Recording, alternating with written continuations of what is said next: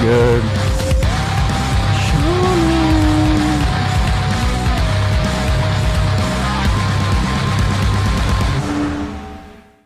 And disappear. Hi, everybody. We're back. Sorry, I'm late. How many minutes? 14 minutes. Fuck you. You can wait. Because we got the Comedy Shaman here for episode 11 of Lossless. How are you doing, Comedy Shaman? Thank you.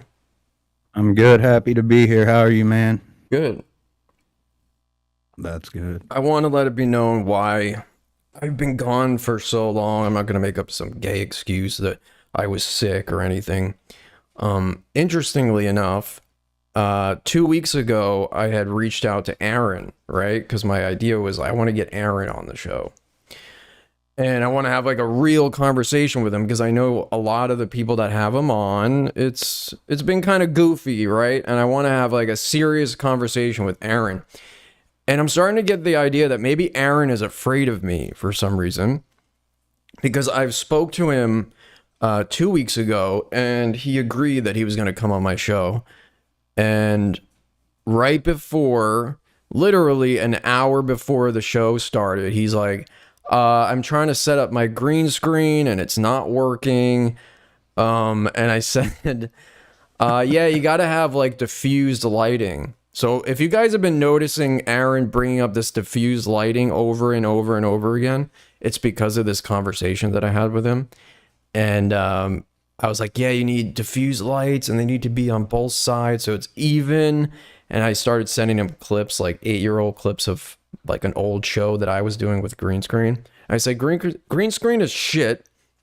I don't even recommend it. It usually looks like shit. And then he's like, ugh. He just writes back, ugh. And by the end of the night, he just goes, yeah, I don't think it's going to work out. I can't do it tonight.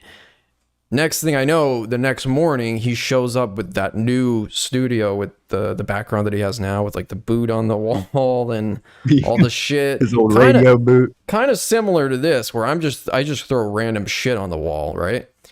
And I go, it's okay, man. You know, we'll try again next weekend, right? So then I wait because I'm like, I don't want to do a show unless I have something prepared, right? If a guy's going to bail on me at the last moment, I'm like, just fuck it. I won't do it. So I wait till the next weekend and he says, yes, let's do the show. I can't do the weekend until Sunday. So again, Sunday comes. Sunday afternoon at like 3 or 4 p.m. and it's scheduled for 8, right? He goes, hey, can't do it. I got a meeting came up at 7 p.m. Meeting? Yeah. A meeting for what? And I was like, you motherfucker, Aaron, you did it to me again. I said, it's okay. Thanks for trying. But then I started thinking about it. Like, what would a meeting be that props up on the day with a time at 7 p.m. at night? But then he ends up going on that night around, I believe it was a 6 p.m. or something. And he streams, and then he does like a members only stream after that. So he continues on, where does he go? Rumble or something, Shaman? Yeah, I think he goes Rumble for some of those, like the Friday ones. Is either Rumble or he does like a members only stream. So he kind of canceled on me 2 weeks in a row. And I was like, is Aaron trolling me? Or is he just thinking maybe I'm here to trick him in some way? I think that's the paranoia that he has, because it took him a while to actually agree to have Jesse on, I noticed. And maybe he thinks because of that video where it was me, you, and Jesse talking about him, that he thinks that we're all out to get him in some way. The fucked up thing is, as far as content creators go, I feel like we're all the support he has. That was my point. I mean, like, what could possibly go wrong for Aaron at this point? I mean, everything... He is like, it's such a strange thing that this show that started as basically a local podcast for the town that he's in. I mean, he's advertising. I've never seen this before in my life. He's advertising to a local bar that only the people who live around him, probably 5 or 6 people, can actually go to. Well, From what I've heard, he's mailing out Stoney's gift cards or Yeah, gift how certificates like all across the country. is it? I'm just getting this imaginary vision in my head of him going to the guy who owns Stoney's and saying like, well, I mean, they have to cross through, Minnesota at some point in their life, right? Like, why? Who's he mailing them out to? Like, people that across the country are gonna go Well, specifically to Minnesota to go to Stoney's? I do know there are people that like will go to these steel toe live events. I don't know how many of them there are, but I've seen videos where they like pack the bar out from it. So I'm assuming if somebody goes to one of these events once, he'll be like, "Oh, well, you can use these the next time you're up in Minnesota." And the 400-pound owner of Stoney's named Cheeto gives him all these fucking gift certificates. I don't know how that promotion works Cheeto. out. Yeah. In my mind, I assumed it was like kind of an older boomer gentleman that was maybe senile or something, and he was finagling into doing this. Like, I'm on the internet. It's like bigger than radio because it's like the whole world, right? Before I was just in a local market. Now I reach everybody, and those guys got to come into Minnesota at some point. And that was like the pitch to him, maybe. But yeah, that is wild. But I wanted to have him on to have a real conversation with Aaron because I feel like everybody who talks to him, there's some agenda there, right? And I want to just talk to him, and I feel like the conversations that we would have would actually apply to his audience. Well, hear me out because I've only had conversations with Aaron in my Hank Hill voice. So I've never had a real conversation with him.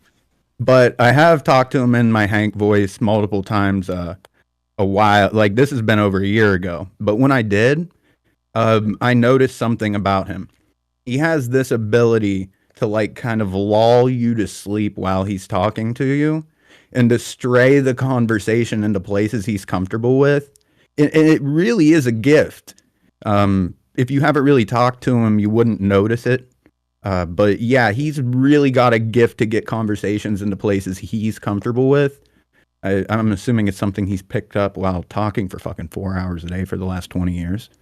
Well, the craziest thing is this is another part to it. So, like, the subjects that he was bringing up the past 2 weeks, right, are literally things that connect to me, right? So, I believe one of the things he covered the next day after, he said he couldn't come on was this Elisa Jordana story and this guy, James Ward Nichols, who was a guy who I covered on one of the previous shows. He was like the producer of this Elisa Jordana podcast. Oh, and he ended up confessing to all these crimes, right? Yeah, okay, I heard about that. I got you. So this fucking guy, I've not only had direct interactions with, like there's recordings of me and him arguing and me calling him a creep and saying, you've probably murdered someone, you've probably committed crimes, you're creepy, and he would get very agitated with me and start fighting back with me. He had messaged Robin, my girlfriend, early on in our relationship. This is when we first started dating, and he would message her all these creepy poems and stuff in DMs on like Discord. Ooh. Yeah, like poems? Really long ones. Yeah. Poems? Ugh. Yeah, and he would write stuff like, I want to go in the woods with you and smoke weed. And no joke, I saw these messages. It's like probably the first month or so of us dating, and I was like, this guy has got to go. You can't talk to this guy anymore. I get really bad vibes. Like, you're going to go in those woods? If you were to met him and you didn't meet me first, that's Leo Dominique shit, man. You'd be dead. And then sure enough, this man admits and confesses to like 500 crimes. Like they send him to like, I think 5 life sentences or something like that. 500 years. Oh my God. Yeah, it was like child crimes. He was killing people. He was killing animals. He was going into churches, sitting in the pews, shitting his own pants, and then getting off on watching the people's faces be disgusted by his stench. What? Yeah. Are you for real? Yeah, flinging shit. He gets off on that? Yeah. He told the story in great detail, and the sickest thing is that the last thing he did was he wrote this whole manifesto, and instead of giving it to the police first, he gives it to this Elisa, because he's hoping, like, this is my last dying gesture for you. Before I go into prison for life, I'm going to give this to you, and you're going to get the exclusive, right? And he thought it was going to boost her career and make her look like a star because she has the exclusive on this murderer. But nobody really gave a shit until the guy was actually sentenced. And like, he kept telling the police, like, hey, I've been like molesting kids, right? And they weren't investigating it because he was calling in, like, I guess anonymously as a tip, and he couldn't get the police to come out to him. So eventually he said, I guess I have to go.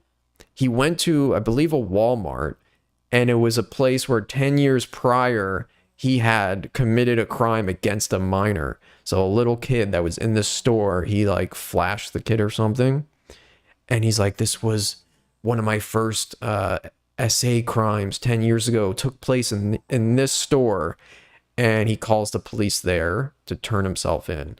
And the cop is even confused. He's like, wait a minute, what's going on? He's like, well, I've been trying to call you to get you to arrest me for years, and you guys never did it. Now I'm here, and I have it all on my phone, all the evidence. He just handed everything over because he was like a born-again Christian, I guess. So this was repenting for his sins. He had to confess everything. It's like, damn, you don't have to go that hard, man. It's like, she really attracts a type, doesn't she? Yeah. I mean, yeah. The guys I've seen her with, well, guy is a kind word to use. The males I've seen her with are quite sad. Quite sad. It seems like she attracts this type of guy that'll just like throw hundreds of dollars at live streams and like let her slap her, or let her slap him around, you know. Well, it's strange because her community kind of spawned off into its own thing, where Elisa Jordana like went away for a couple of years, and then her community that she created like broke off from her show, and it became this thing where they liked each other but didn't really give a shit about her, which is a strange dynamic because it was named after her, Kermit and Friends. And so we were kind of involved in this community for a very short period of time, like just having mutual friends that were in it. And that's how I ended up interacting with all these people, like that crazy fuck. Okay. Yeah. So a few years there, it was during the pandemic, we were interacting with these people. And yeah, there is another sick fuck who's more sick than this guy. He didn't commit crimes, but he was such a simp for Elisa Jordana. His name is Leaf King. And if he hears this, he'll know. No, I've seen him in her Discord. Leaf, yeah. This guy, let me tell you this story. Beyond pay pig, right? He is that, but he's beyond that. We found, or someone found, a secret blog that he had where he was writing love letters to Elisa for years, like in detail, paragraphs and paragraphs, psychotic, right? Then he started unsolicited sending her jerk off vids of him filming himself watching her on a screen beating off, doing tributes. You know, like those videos you see guys put a woman's face on an iPad. You know, that's fucking foul, man. They'd have like this or something just happen to be in their drawer and pull out like that. Yes, I've seen. But it would be on the iPad, and then they would do a cum tribute on her face, right? So, wait, let me put that. Maybe I could put that here, right? So he would do that, film them, and then send it to her. She didn't want to see it, but she got them. And she ended up exposing this guy, like blasting the videos out to everybody, blasting the blog out to everybody. And you would think he'd be embarrassed, right? And go, holy shit, and like disappear. No. He is still, to this day, like her number one supporter. I believe he's her new producer now. Leaf is very big in her Discord chat. I am aware of that because I pop my head in there occasionally, and he's one of the guys like that Ollie Ram Bali or whatever that like are always stroking her ego. There's like 5 or 10 of them. Yeah, some weird Arab dude from California, but yeah, there's like 5 to 10 of those guys that just sit in there and stroke her ego all day long. Which, well, I mean, fuck. That fucking guy that she got into the altercation with, where he was pulling her hair and stuff. That I think is like pretty fabricated, but personally, I know this Leaf King guy and then that Claire guy, James Ward Nichols. He had different names too. His identity would change. His name was Claire from New Jersey originally, and then it turned into James Ward Nichols, I guess is his actual name. But yeah, those two people are real. Like, they were obsessed with her for real. I don't know about this other relationship. Like, that whole IRL community thing is fucking weird. To try and recapture what Ice Poseidon already did and peaked at now, and it's not even Ice Poseidon, it's called IP2, so it's like an offshoot of Ice Poseidon. Like, I never understood that, or why they ever accepted her into that whole thing. She basically let do you know who Captain Content is? I've heard the name. He's in an RV. He would do IRL streams in an RV. And that's how she got in the door, because she was friends with Andy, or pretending to be married to Andy Dick, right? Yeah, I remember that. Okay, yeah. And at the time, Andy Dick, he ain't the Andy Dick that had the Andy Dick show, the Tom Green ripoff. It was the Andy Dick that was sucking cock for crack, cocaine, or whatever it was he was smoking. I forget. So he was like living in someone's shed in their backyard, and then she started dating him, and they got married. There was no official marriage; it's fake. And then I guess they started hanging out with these guys, and then she went on an RV with this guy Captain Content, and she let this guy like grope her and like grab her, basically sexually assault her for views and acceptance. And that's how she got in the door. That guy is the reason she's an IRL queen now. But that whole thing that she got all that attention, what was it, 800,000 views or something on that fucking video? It got privated. It was a lot. Her next few shows, she didn't really get that many views from it. All that for nothing. Like, she's not a huge star now. She didn't like get a reality TV Well, I mean, show. Didn't it blow up on like one of the Reddits that are like for like, I mean, literally like documenting lolcow type reactions. It's not a positive engagement where you're actually garnishing any like loyal viewership. It's a quick pop, you know. By the way, in the chat here, hey guys, thank you for joining us tonight. Appreciate it. Vito says, Andy Dick was going wild. Wasn't he on Kino Casino? See, Kino Casino is a show I know exists, and I've seen clips really of it, good, man. But I haven't watched it. I know it's Warski, and who's the other guy? EPP. EPP, yeah. I've seen them, like, over the years, I've seen them, but I've never been a consistent viewer of it. But it looks fun. I hadn't up until recently, falling down the Ricada rabbit hole, which I'm sure we'll talk about later, and the Baldo. But yeah, I wasn't familiar with it until I got into the Ricada coverage, and it's really good, man. Oh, Chris knows. Andy Dick IRL is second only to Gucci. Yeah, Gucci's is this woman. Very, you know, she reminds me of Gucci's reminds me of like this woman Jarva that I've been seeing around. Okay. Yeah. She's in my Discord. Very quirky woman, this Gucci's. And it was strange because there's this guy named Danny from LA who used to be on Pod Trash, and this is going back like 2009 to 2018, that time span, right?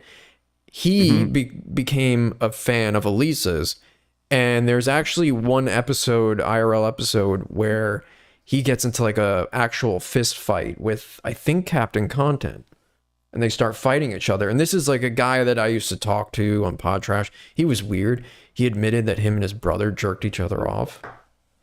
Oh boy. That's some Island Boy shit going on. All right. Yeah, as kids. And he told us the story, and he was like, hey, like, isn't this normal? And we're like, no. He's like, wait, come on, you guys have never jerked your brother off. And he had his actual brother show up, and we like did an interview with them, and he told the whole story. Wow. Yeah. He told the whole story. So like, they're still. Wait, didn't Howard do that bit once? where he had two brothers in, where one of them had molested the other one, and he had him talk it out. I'm sure he did. I mean, he used to do what? It's just wrong. I'm not saying he took his bit, no, because he's literally done everything at some point. I mean, he did. It's just wrong where he had actual family members do incest on camera. That was dude. There in the early 2000s, he was out of his fucking mind.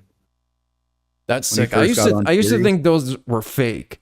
Like, these can't be actual. And then they started getting all these calls of people like, this is bullshit, to where Howard was so sick that he would actually have them prove their identities that they were actually related. It's like, oh God, did we need to know if it was real or not? Like, people wanted to be sure it was for real. Like, sick fucks. Like, I never really was into that portion of the Stern show, the sexual stuff.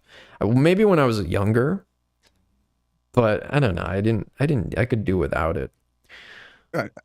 The sexual stuff, it most of the time it ends up coming off as comedy to me, and I'm gonna circle right back to the Baldo. Like, there's no way I can use Baldo in a sentence without it being comical. I can't use Baldo seriously in a sentence and like keep a straight face. It just ain't gonna happen, you know. Hold on, I think this Nightbot thing I added is going rogue. And it's like hiding messages that shouldn't be hidden. Hold on a second. You see this, guys? I don't know why the fuck it's doing that. Maybe because you're is it the spam or something? Wait, somebody in the chat just said Lord of the Anal Ring Toss. Did they had that bit on Howard? Oh yeah. Oh no, Howard and Artie threw baloney? Was it baloney on girls' asses? Oh, or anal ring toss. Anal ring toss. Well, they had like because O&A had a bit called Cherry Darts, where they would bring couples in to the studio, and they would have a competition where each couple would get they would stand 10 feet apart, and the chick would bend over, pull her pants down and shit, and the guy would take cherries and he would dip them in whipped cream, and you'd get 3 throws. And then they would measure the throw based on where it hit on the ass, and they would measure how far it was from the asshole. So whoever got the closest one would win the competition and get whatever prize they were handing out. So I mean, it was basically the same bit from the sounds of it. Yeah, so let's get into some of the stuff that I had prepared here. What do you want to go into first? I have 3 main things I want to bring up. This funny thing, I just saw this recently. We have basically found out why this guy George Janko left Impulsive with Logan Paul, and you would think that it would be some just disagreement or something, right? I don't know if you remember this episode where George was on with Bobby Lee. When I remember. And then they had this weird confrontation where they're making fun of each other, and Bobby roasts him, and then George walks out, right? Yeah, I remember that. So we just found out the other day that there's more to this story, and then that whole episode was edited to cut out a lot of shit. Oh shit, okay. And what we find out what was cut out is just the most fucking bizarre thing I have ever heard in my life. And it just kind of hit me out of nowhere. So let me see here. You can see. I like Impulsive coverage personally, just because I think Big Mike is a fascinating character. Yeah, I mean, I feel like he's so greasy and grimy. He's just fun to watch. There's three things to this. So we're gonna go through a little journey here. So you can see this, right? Yeah. On your end. Okay, so let's listen to this. So Big Mike is on George Janko's podcast, and they're going to bring this up. The reason why George Janko left Impulsive. So here's the reasoning. That you said on the podcast. Name one. Well, no, I'm not going. Booty, bro. No. Do you want me to? There was something that you said on the laser beam episode. What laser beam episode? What, do you remember laser beam in Australia when we did that episode? I'd rather not say. I could tell. Why don't I just tell you? Just tell me. I'll beep it. You said something about laughing at a girl getting hit in a parking lot. You saw a fight. Yeah, I just said the joke wrong. No, I understand that, but I'm just saying. Yeah, I didn't sexually harass somebody, Mike. I'm not. Listen, I'm not trying to die 1-to-1. I'm just saying But you, okay, Mike. If this was an episode that was you, and what happened to you, and then the whole world thinks that I walked away because I can't take a joke, that's fucked. That's fucked. It parlayed into more stuff happening down the line. Like it just became at that point. You saw me. I went on Bobby's show. Yeah. Right. And they cut around it. You said that. Well, I didn't. I have no control over that. I didn't. I try to make peace with this guy. I know. So he's being very ominous right now. They cut around it. Mentioned sexual assault. It's getting very strange. Like what is he fucking talking about? Right. Seen me. I do like George Janko.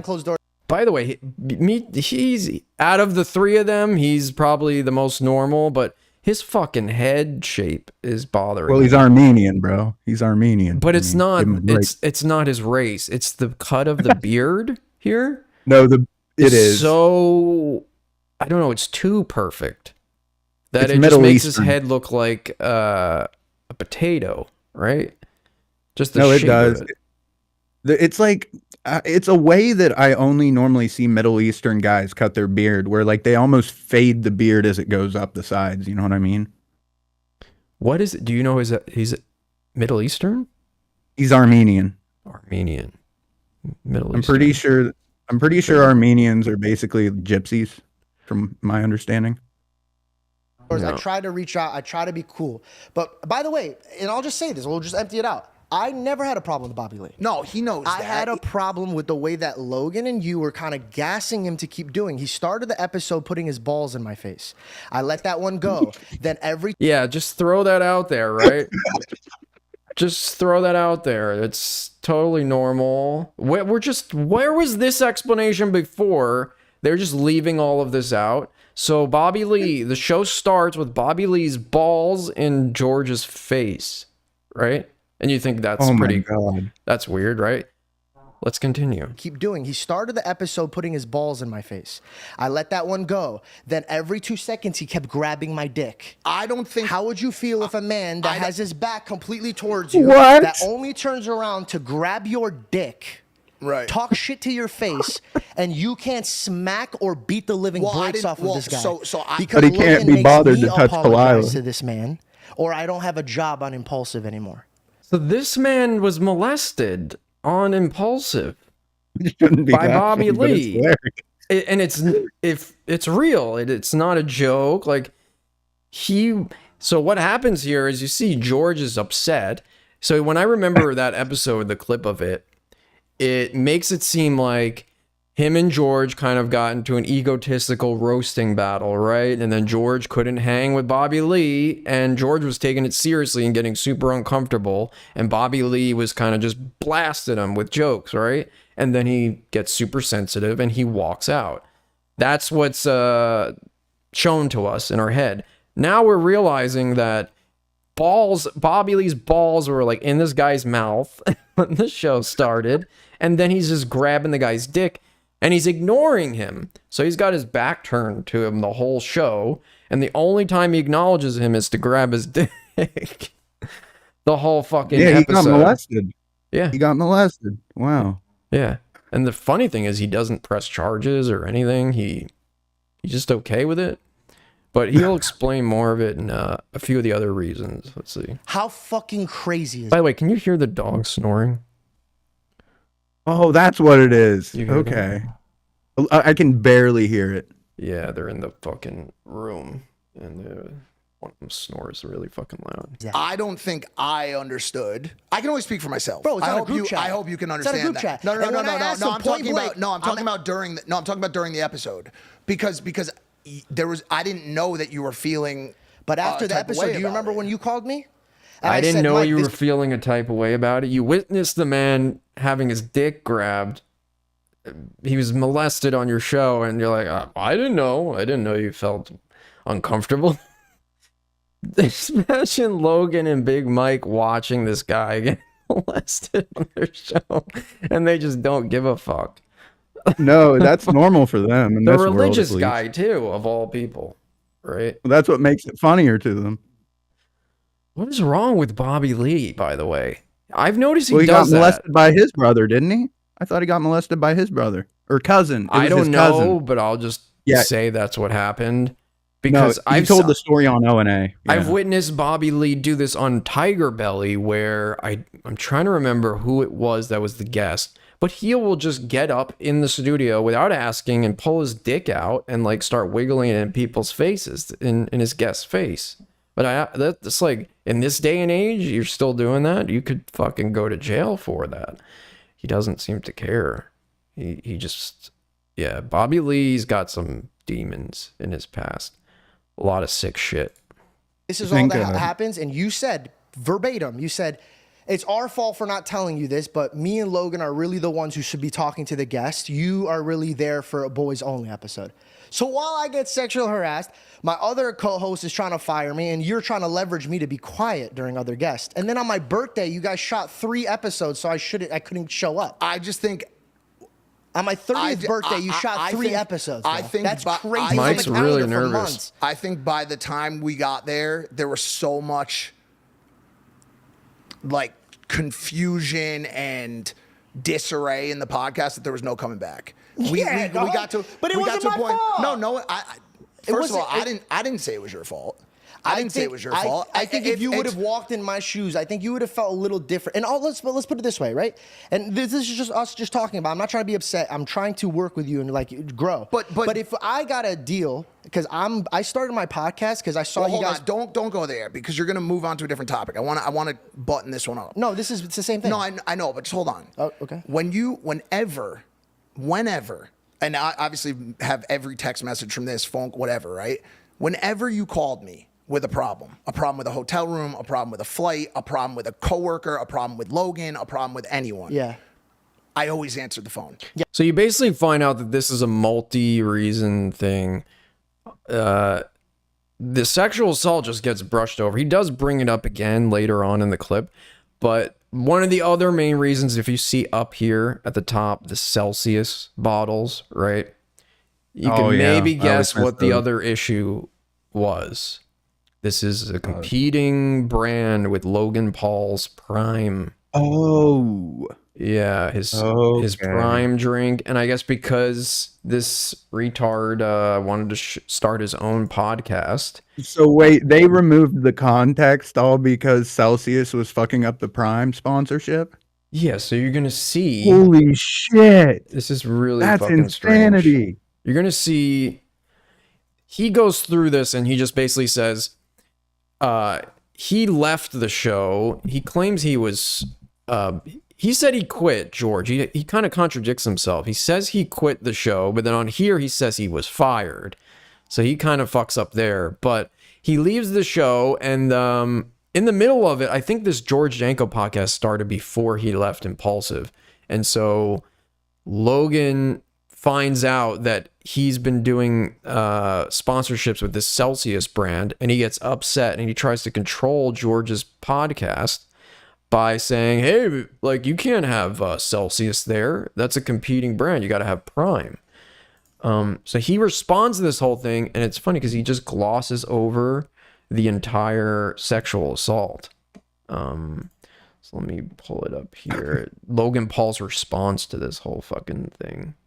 He does like a total PR response where he just doesn't give a shit. You can tell that it was all prepared. Second, I have it on the other screen here. I'm not apologizing. Fuck off. Do whatever you want to do, you fucking bitch. What are you gonna do? You ain't gonna do shit. I'll double down. Fuck dreadlocks and his fucking window washing job. How about that? How about that? Your friend is in here trying to dictate the rules. I saw that. Get the fuck out of here, man. You ain't doing shit. I saw what you did the other day, by the way. You're fucking doxing people's family members in chat rooms. That's cool. Cool, man. Is that what we're doing now? I mean, when his only resources are literally a pack of retards, what do you expect? His options are limited. I know. What the like? What point do you fucking just give up and realize, like, nothing ever came from that?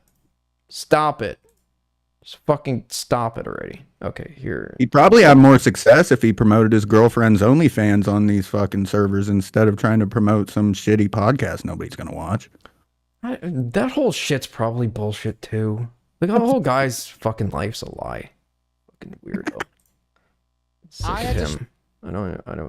I'm done with that whole fucking arc of all you retards. I'm done.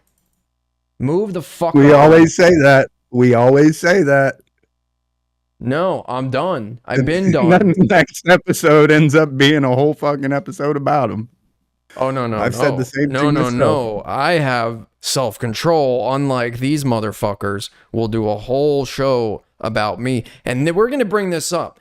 There are guys out there, because you said his name earlier, who are fucking, like, filming videos in public talking about me, and then people send me clips of it. And I'm like, what the fuck is going on, man? Like, I get when you put yourself on the internet, you're going to have people show up and talk about you. But I never expected to have guys filming videos, staging things with my name on. Like, holy fuck.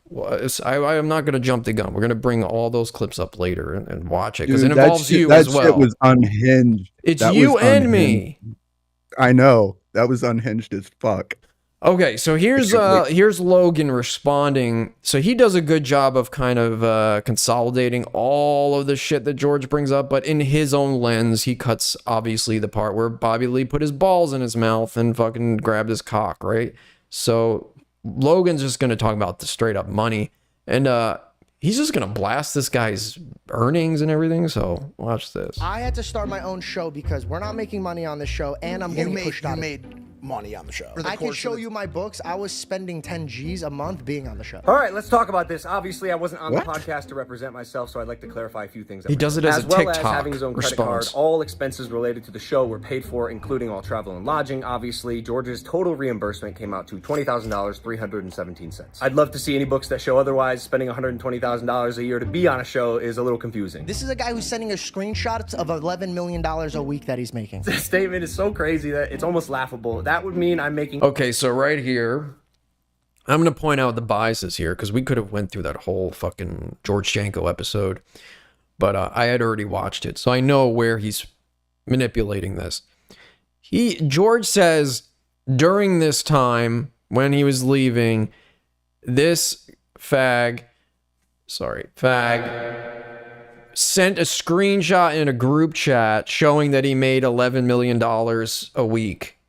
But he was referring to at that time period. He didn't mean, oh, you make $11 every week. And then look how he spins that. He's like, let's do the math. $572 million a year. I'm nowhere near. If I made $11 million every week, I'd make $572 million every year. But he was saying at that time, it was like a Prime deal, I guess, because he was selling Prime, and Prime did very well in the beginning. So he made a lot of money, and he's like sending this picture to show, tweeting it out so like George can see it. As the guy near the end, we're going to see that he was making only a few $1,000s a month off of Impulsive. Coming from making a pretty good living, towards the end, he wasn't making any money. I think there was some sort of commission structure in here about getting guests. I do know with Impulsive, it was really weird because I kind of followed it through Redbar's coverage, and from what I remember, he was getting really fucking young audiences, and I'm sure he still is, but he was getting these super young audiences and then having like Blue Chews as sponsors. And so I know there had to be some fucking lying as to the demographics of his fan base, because to get Blue Chews as a sponsor, I mean... Oh, he would say, oh, well, the stats in the back end show our demographic is all adults, but any kid who's like watching it, and if there's any age check, they just lie. They lie.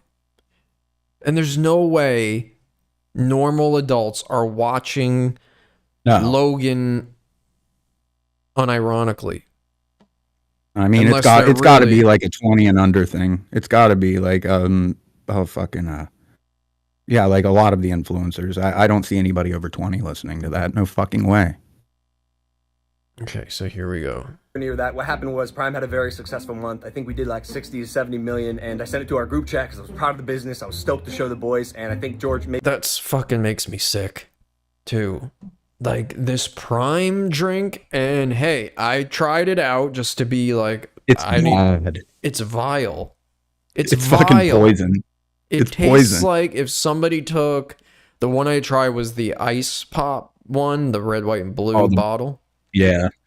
Tastes like someone took the cheapest ice pop popsicle and just like melted it into a fucking can or a bottle.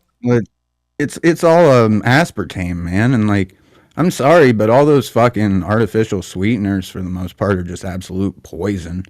And I mean, once you get used to it, from what people tell me, like Diet Coke tastes good, but I've never hit a point where I ever thought anything with aspartame in it was even consumable. It's not just that it tastes like shit. His face bothers me too. I don't know. Oh yeah, of course. The shape of it, the chin, like how it protrudes here. I don't know. He looks like a Muppet, kind of. He bothers me. And you know what? I was kind of giving him some slack because I've seen his WWE performances, and I was like, wow, it's pretty impressive. I mean, you can't hate on that. The guy is able to do some fucking acrobatics and flipping all over the place. He's athletic. Right. Yeah, I'm not going to say he's a pro athlete, but he's athletic. Yeah. But imagine going from having zero experience going through any indie circuits or anything like that. You get stuck right into the WWE, and you're doing, I think he did, what, WrestleMania or something? He's still a hell of a lot better than Hipstar. Oh, yeah. I mean, Hipstar's been doing this since what, 2005? Anyone on the planet Earth. Maybe misinterpreted Don't put this guy on the poster. You'll never be on the poster. As like my personal income. The show hit rock bottom and we weren't getting paid. By the way, we're even, okay? That was even brought up by a $10 donation, okay? And they were complaining that it was, hey, you never donate to me. He got his $10, so it went to its rightful owner. We're even now, okay? And I wish you luck on your future. Paid $5,000 a month, but you did make a sizable amount of money on the show. And by the way, always grateful. I was always grateful like that. Yeah, I don't like to talk about money. I know he doesn't want to talk money. I know he believes it out, but so I'm just gonna blast it all out for everyone to see. He made $317,000. So look here, you can see it says Impulsive George Janko monthly commission summary. So he doesn't explain this, but what I'm gathering from this is that there was probably a base salary per month for George Janko, but then he was also probably booking some of the guests. And if he were able to book a guest, he would get a commission on that guest appearance. And then he also owns a percentage of the show. I think it's 10% or something. So you see here, he starts out in the beginning, $31,000 in 1 month, right? Hey, just letting you know, I don't have the screen share up anymore. It went down for some reason. Okay. 1 second. But that's insane. 31 grand for a podcast. How about now? You can see it? Yeah. Yep. That's better. So you get 31,000. Then for some reason it drops down like 7,700. February 12, 14, 70, 70, 22, 20, blah, blah, blah. 45,000 December of 2022, and then it starts to go down, and then you see February here, $5,700, 14,000.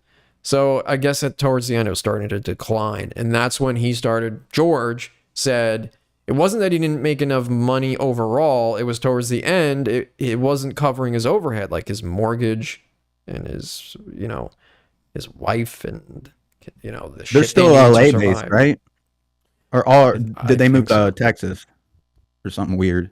This retard went to fucking Puerto Rico to use some tax scam. Oh yeah, I forgot. Okay. So that's a whole thing. There's a loophole in the tax bill where if you get a Puerto Rican residency, you can basically operate your business tax free or nearly tax free. I believe it's like a couple of %. And it's funny because Americans who are like living in the States then go there, become a resident, they get to take advantage of this tax structure, while like the actual people who live there that were born there, they're not benefiting from this shit. And it's this whole loophole where you have to actually live there for, I think, 6 months out of the year for a certain amount of years. And then you get residency. And then he can just say all of his businesses are operating out of Puerto Rico and he pays no taxes. But then I believe you can't leave Puerto Rico for more than X amount of days or you can lose your residency. So he has to keep going back there. So he lives in Puerto Rico for a certain amount of months a year and then has to come back to the States and go back and forth to keep it. And it's all just to avoid paying taxes. In the 15 months that he got paid for on Impulsive. The work requirements consisted of about 3 days a month, 3 hours each day, traveling the world, networking, and meeting some of the coolest people ever. If that's true, that's wild. 3 days a month, 3 hours a day. That's 9 hours a month working, right? Wow. For 30 grand, 15. Comes out to about $2,300 per hour, and he also had 10% equity of the entire show. $2,300 an hour. He had 10% equity too? Damn. And equity, yeah, 10%. Not you, not Caleb, not Kevin, not Dylan. Imagine complaining. And you know, the only way this is possible, his father is like a very rich guy, George's father. Oh, so to have that kind of entitlement of like, yeah, I'm getting $30,000 a month and 10%, but that's still not enough. Like, then cut down your fucking lifestyle. How about that? So I don't know. I'm on certain things. I'm on not Logan's side, but just like the side of logic. Like, I don't want to agree with him. Nobody fucking called me when I got fired. George did not get fired. He quit. I'll touch on that in a second. But after he quit, I called him frequently. I reached out. I wanted to reconcile the friendship. He's just blasting the guy's private messages too, without asking. He's not asked. And we'll see there's a follow-up where George responds to this. He didn't get like any permission to do this. He just went on TikTok and blasted it. He says, "You coming to WrestleMania?" He writes, "Not true and no." "Ah, that's what I was told, not sure. Coming to birthday dinner at least?" No answer. "Missed you yesterday, Georgie." No answer. "What's up, gangster?" "What's up, gangster? How you living?" "Good, Bubba. How you doing?" "Immensely happy and healthy. Just wanted to check in on you." "Amazing, bro. Glad to hear. Thank you." It ends very strange. My birthday party and WrestleMania, and even my ranch a few weeks later. He chose not to come. Hey, gangster. Ugh. I saw that. "Let me know when you have a second to talk today. I want to hop on the horn." And then George writes, "Nah, I'm okay. Goodbye?" That's what that means. Wow. That's just the last thing he says. You know, reading these, it's almost as if Logan knew they were going to be posted, you know? Like, he's so overly positive, and yeah, this guy's a master manipulator for sure. Oh yes, he's really good at it. George explains basically in the episode, all of this shit happens way later, after he's already fired, and then after that, or quits, whatever it is, and they have this like discussion where they argue, and then Logan just shows up writing these messages as if none of that happened, that there was never balls in his mouth, you know. To come, he also unfollowed. He doesn't mention this at all. He kind of alludes to, oh, things with Bobby Lee were weird. People he mentioned on Instagram, which is maybe why they didn't call him. I don't know. I can't speak for them, but he still does not follow them to this day. And then on my birthday, you guys shot 3 episodes, so I couldn't show up. The 2 episodes he's talking about, not 3, were shot 4 days after George's birthday. His birthday's on January 3rd. We shot those episodes on January 7th. We were already in Vegas signing the UFC to Prime, and as we do, want to capitalize on the location and our use of time. This is some insane PR shit. Like, admittingly, he is doing a good job of just like flying through this, but I don't know. This guy has no emotion whatsoever, no empathy. I would imagine he's killed people before and gotten away with it. Well, you can tell this was prepared by some PR guy. Like, these aren't Logan's words. Well, because these are like, protect this now, the Prime. Oh yeah. I mean, it's really fucking bizarre how successful that drink has gotten. I mean, I know we said it's disgusting, but Jesus Christ, I think it's fallen off, because I've started seeing it in the grocery stores where they've, like, when it first came here, I remember it was like, what, they had like gas stations selling for like $14 a bottle because the supply was so low. Shit. Then even when I made it into grocery stores, it was like $8 a bottle. Now I've been seeing it, it's like, oh, 2 for $4 or like $2.50, $3.50 a bottle. So it's like I remember being in high school when vitamin water first was like really catching on. It was when I was in high school, and like there was like a 1 or 2 year period where like everybody had a fucking vitamin water bottle, and then they got over it. So the way I see it, it's kind of like that, except imagine if vitamin water had caffeine in it.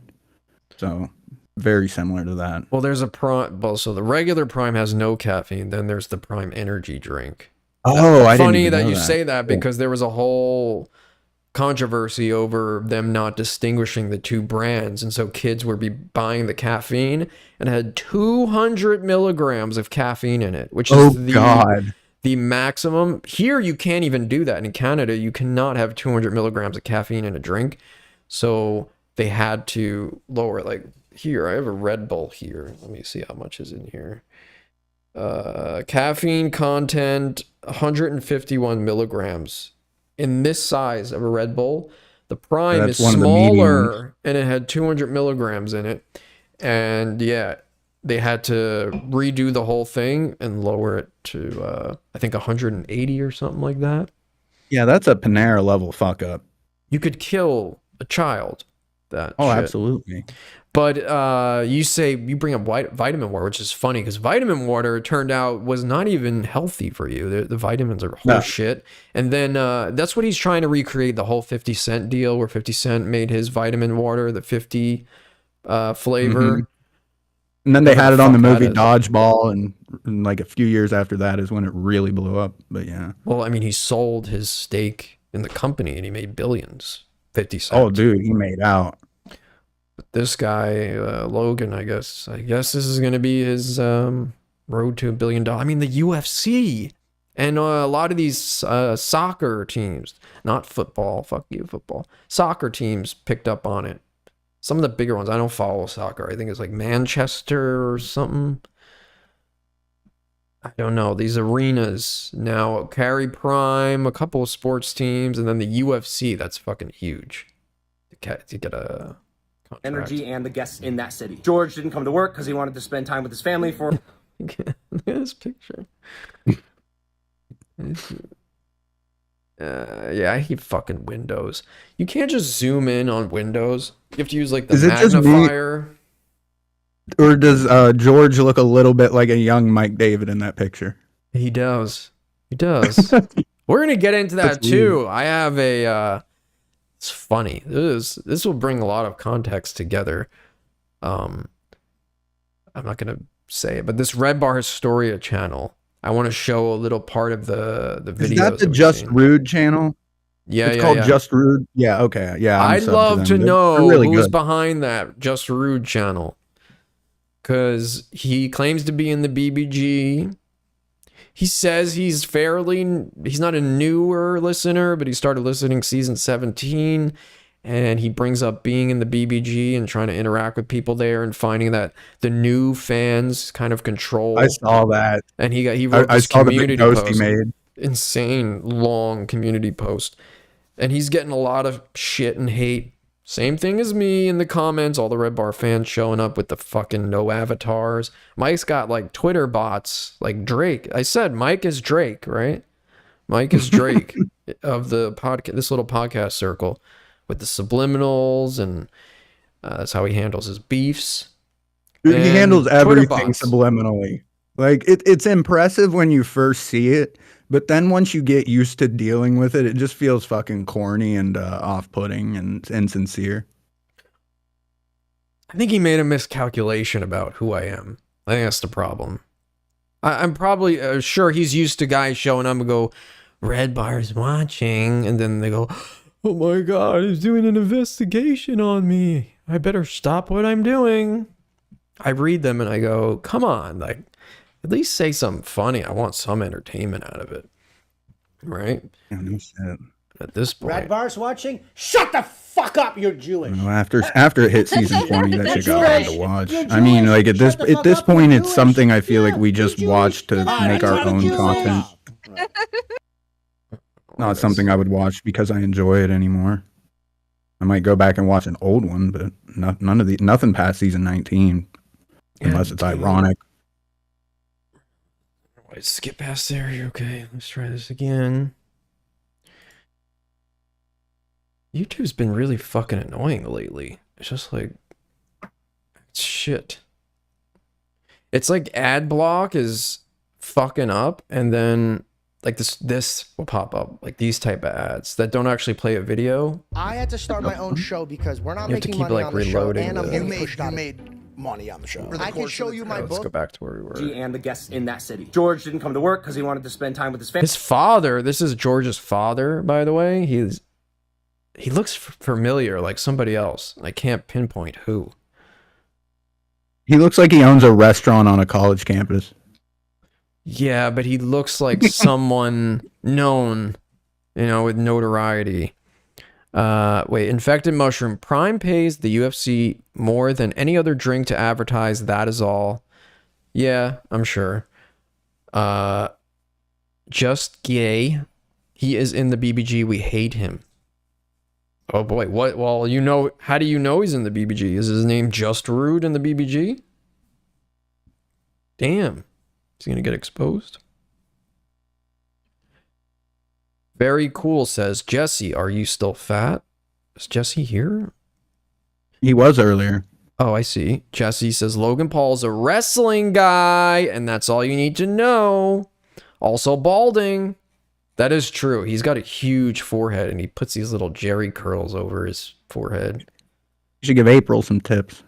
I hate Logan. Family for his belated birthday, which I totally understand and we even praised. One of the things that I love about George, he prioritizes his family and friends over anything. I got my show going, and then not only was I controlled and pushed around on Impulsive, but then Logan's making calls and directing my show. He told me that I couldn't take Celsius. So this is the big one. Making calls, trying to make it seem like I wanted to control his show is absolutely ridiculous. As you can see right here, It's absolutely ridiculous.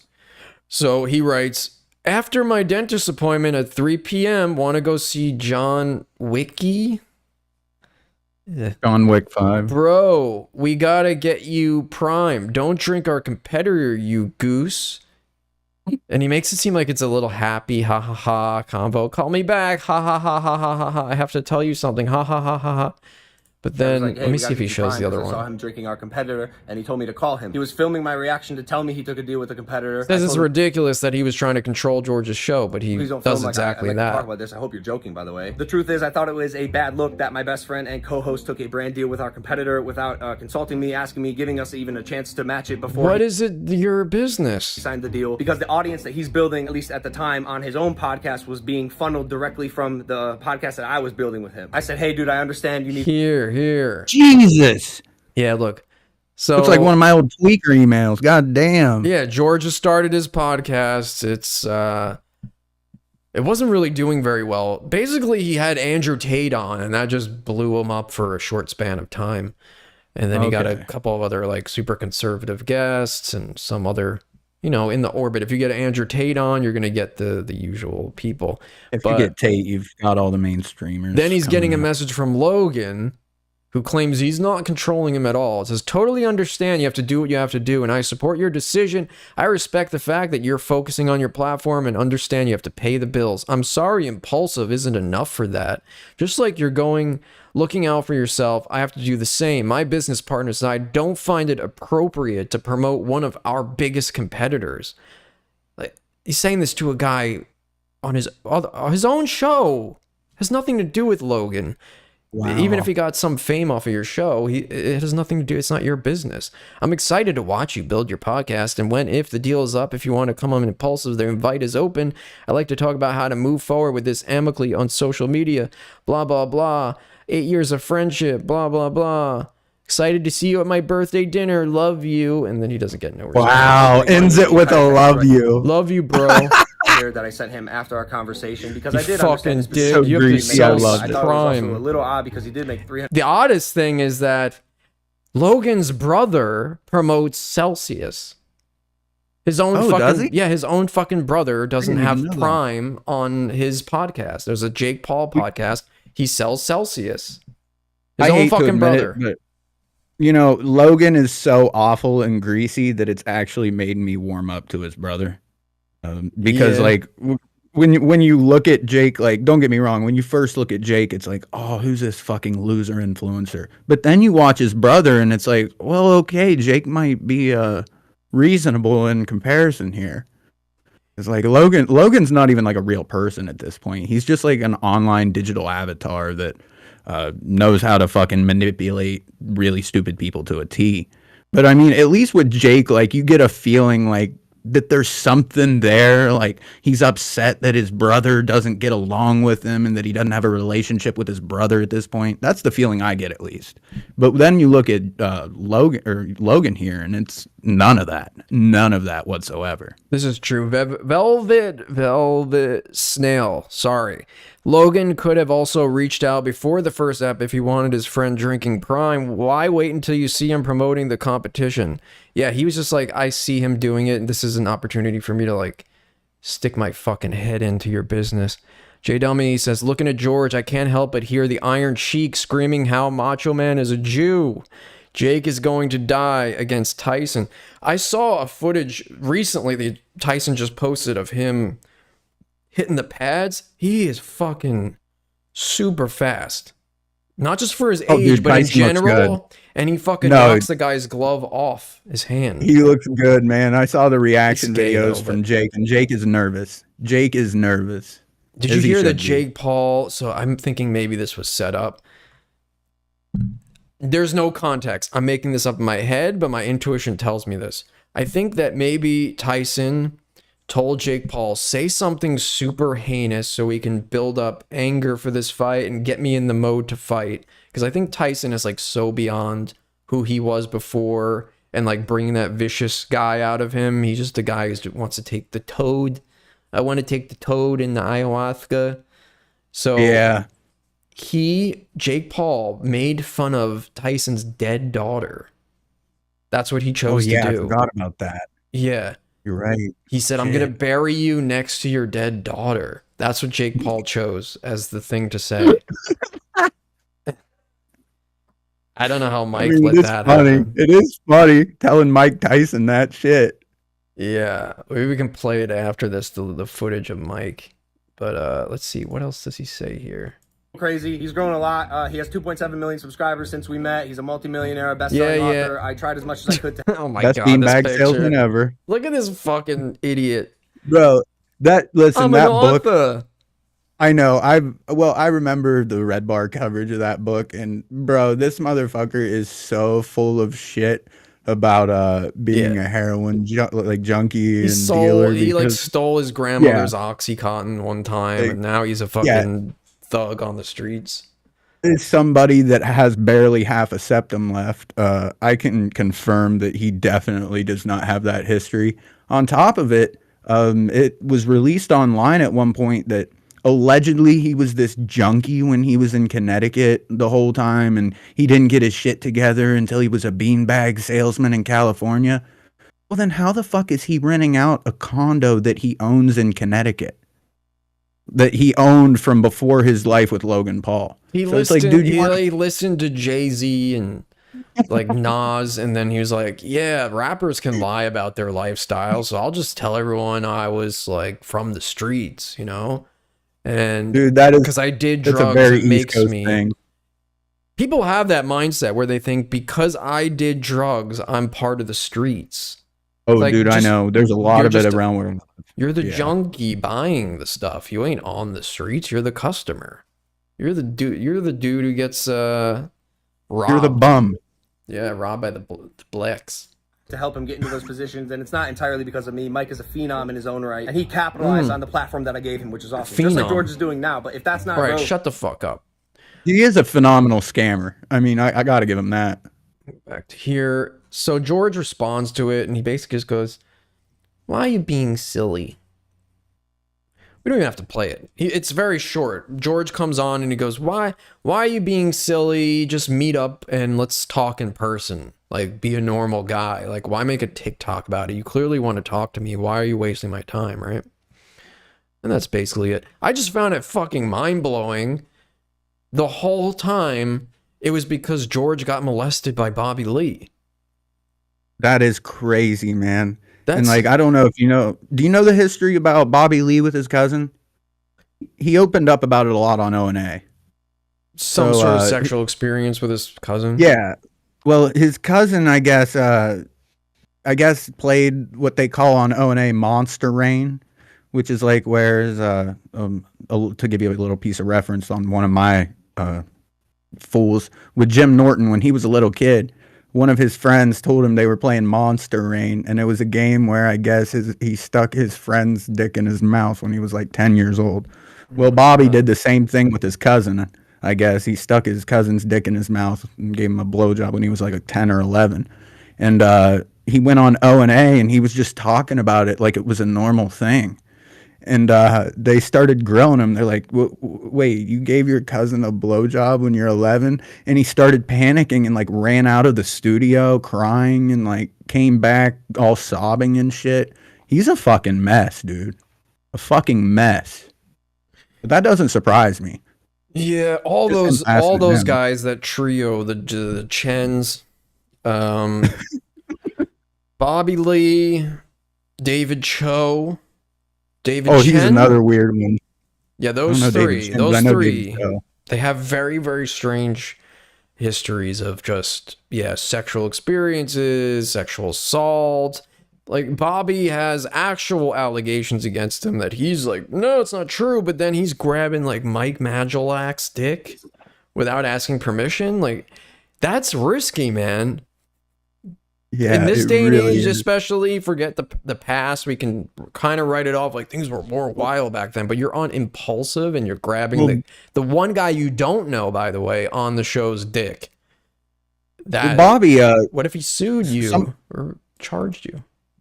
Well, some people might remember this, but like when Bobby was real young, you know, and still kind of new comic, it was a big thing when people would first go out to LA as a comedian to make it, that he would go out with them on a night on the town and fucking do a bunch of blow with them. I mean, that was like a commonly well-known thing for a long time.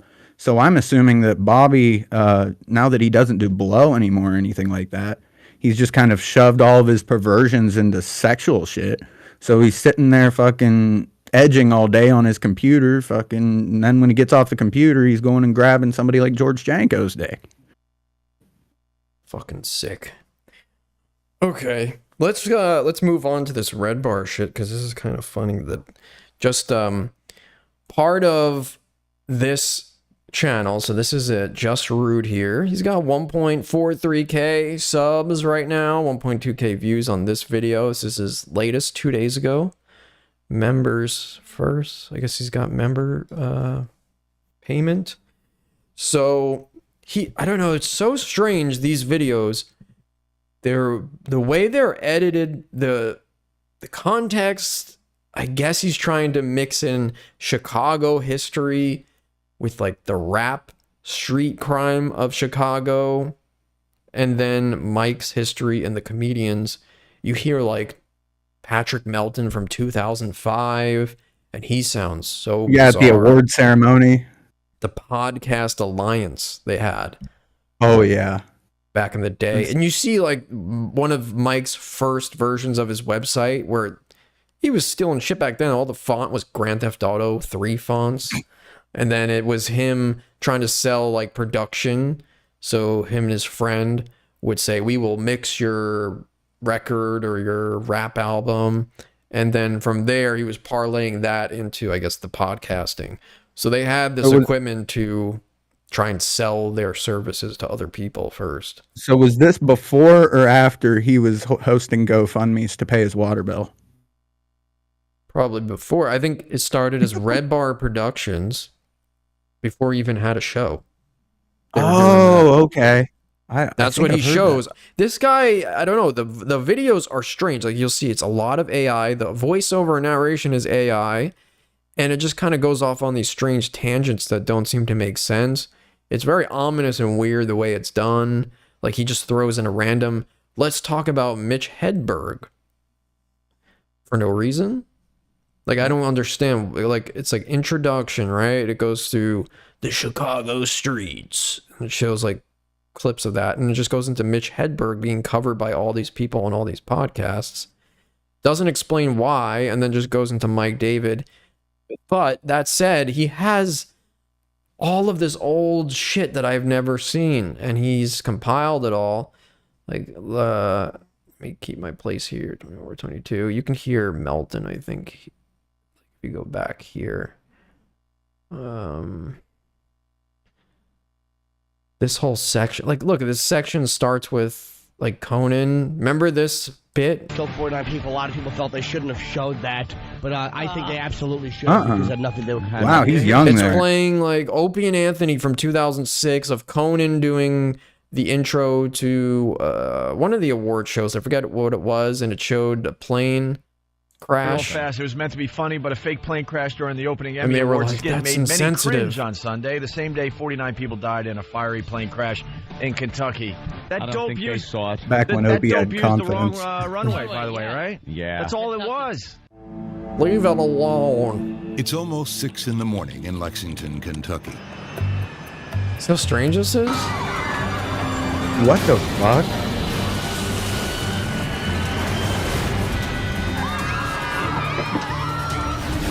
And then it's just like, okay, let's cut to Jim Norton. They weren't using actual footage from the crash, so it's like, Yes, I mean, it's Let's go to Nobody Likes Onions. What the fuck? Podalliance.com. We partnered up with some of the best Pod shows on the Alliance. internet, including... But hearing this is strange because now you realize that Patrick Melton's voice today, he's forcing like that the growl in his voice. You notice Dude, that? he doesn't have the gay lisp there. For Free Talk Live, Redbar Radio, Soccer Girl, A little, but not- Starcast, and This and That with Jeff and Pat. All right, That's so okay. in 2005, He sounds more this like Josh Pod Alliance Moon would than he be sounds like but since we Patrick don't have any Melton there. Redbar radio episodes from 2005, we have to put things Now he has, together like, a from the perspective of Patrick Melton, who does have episodes from 2005 in his Now he archive, talks like not that. to mention a host of articles that mention this alliance. Apparently, Melton's mother had been dead since he was 8, and his Oh, father boy. had passed away the same time the Pod Alliance was formulating strategies to remain tight-knit at the face of competition, which, at the time, was iTunes and its many listed, well-crafted How weird is podcasts this? available for download. I was going out with you for Father's Day. For the people who don't know, I don't want to make a big sour thing on the podcast, but So they tried to create this thing where they had, I guess, 5 or 6 podcasts at the time that they curated. It looked like they just picked them at random. Red Bar turned out to be one of them. NLO was another one. And what they would do is at the end of each of their shows, they would play a compilation for an hour of like 15 minutes of each show, hoping that you like one of them and then go and listen to the actual show. And they were like cross promoting each other, basically a network, a podcast network back then. But he shows, look, the It's Pod crazy to think Alliance. too. Dude, like Stern and O&A were so fucking good back then. It's amazing they were able to get hardly any viewership at that time. Oh, I'm sure they weren't 'Cause, like, getting shit back then. Yeah, With there's Air no way. Ferg, Distorted View, Free Talk Live, Nobody Likes Onions, Red Bar Radio, Starcast. Soccer Girl Incorporated. Yeah, they weren't getting shit. Nobody was listening. we to give that. you samples of our shows, the core group member shows. This is That very- you like in this show that you can subscribe to. And sounds download like on a Josh regular Moon. basis. That's These are just crazy. pieces of these shows. Some put out shows weekly, some put out more than one a week, so you can check out their individual websites by going to podalliance.com and following the links. Dude, The if you ones played this clip for me and you told me this clip, if you asked me, who is this clip? I would say it's Josh Moon from Mad at the Internet. I would not say that was Patrick Melton.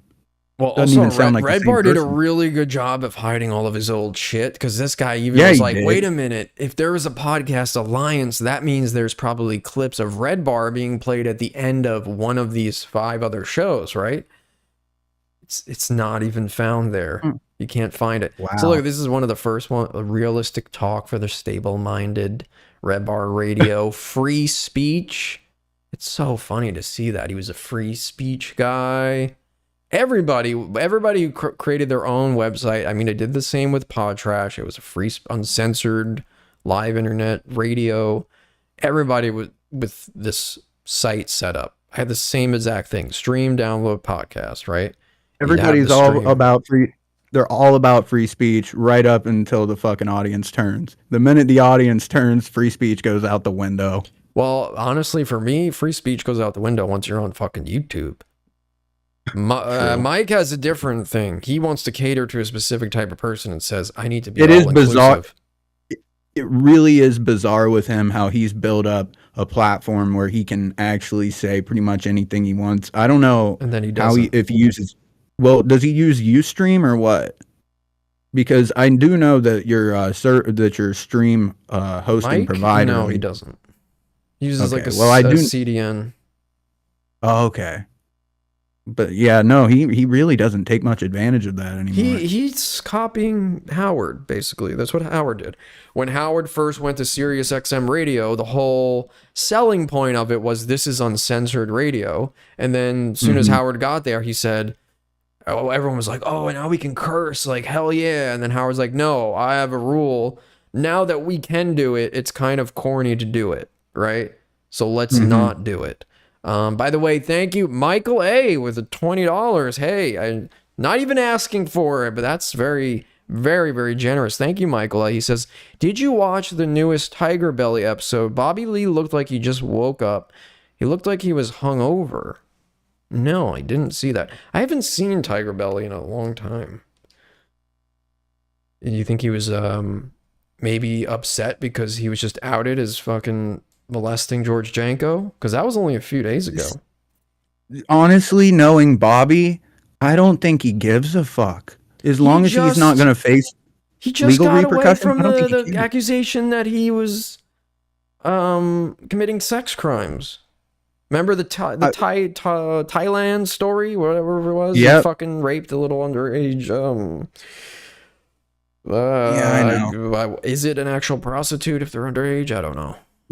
Well, here's the thing, man, is like these guys that like have this, I call it the Chris D'Elia mindset because he's the worst of them all. Like they don't care what people think, really. I mean, like they want the adoration, but when it comes to people hating them, they just automatically classify it as like, oh, this is just a hater.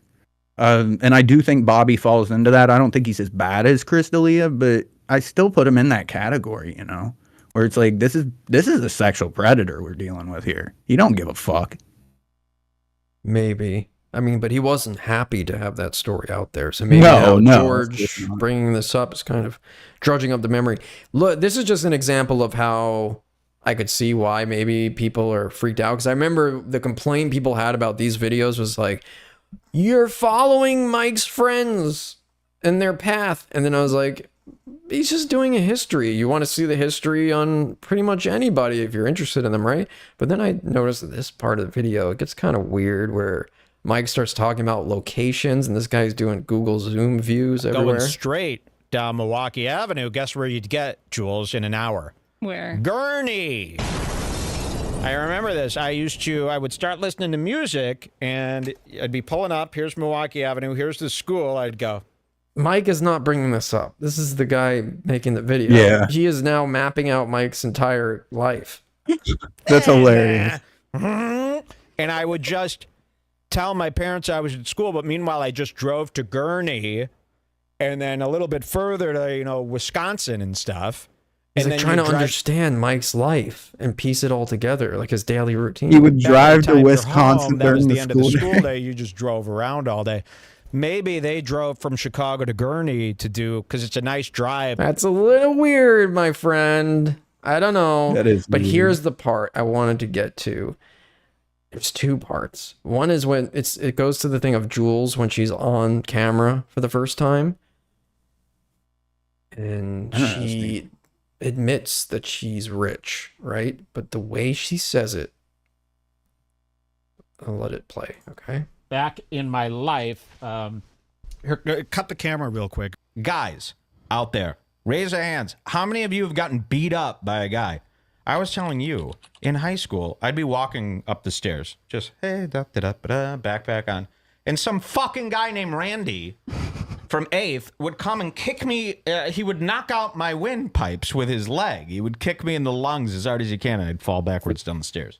So here, I have a question. Yeah. Did that happen to everybody when they were in high school? Not everybody, because that would have been nuts. Because this kind of happened to me. I never got beat up, but This is the first time in this series that we have actually witnessed Mike David's wife, and the ultimate co-host of Redbar Radio in this day and age. Listen to the way she says, "Is it because I'm rich?" Right? Jules David herself. Apparently, at this time, she was still living in Canada. is that because I'm rich? Is that You're a because girl. I'm white? Is that because I'm You're a Canadian? girl. You're 10 years younger than me, and I don't know when beatings. Is that because I'm You're a Canadian? girl. Canada. Is that because I'm rich? Is God, I don't know. What? It's not even just the fact she says that. It's like forced. It's because I'm rich. Is she really asking him why she never got beat up in high school? She's asking why. Why And the people are ultimate co-host targeted. of Redbar Radio in this day and age, Jules David herself. Apparently, at Did this she go to time, some was weird still living in Canadian rural Canada. school with Is like that because 5 I'm kids in the rich? graduating class, or Is that what? because I'm rich?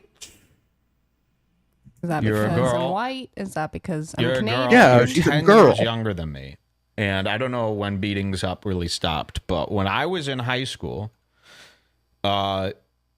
people got beaten all the time. I mean, War Young Chung, he would come in the lunchroom and he heard Al Hobel was talking shit War about Young him. He went Chung? up to him and punched him in the face, 7 or 8 times until he was just a bloody, bashed. It's going to broken cut to an nosed mess laying older on the clip floor. of Mike, though, And where the he says worst thing something that would happen very is he would get interesting, detention. actually.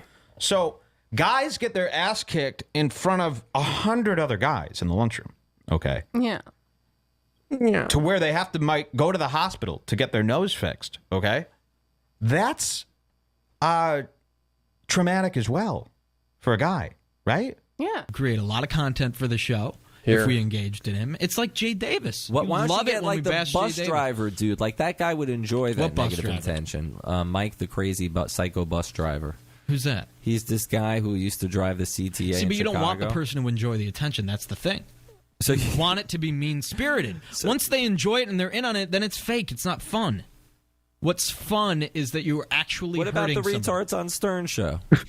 What about them? Like they're being made fun of, but they like think it's funny, but at the same time, like it's funny that they're. Yeah, but I don't find it funny.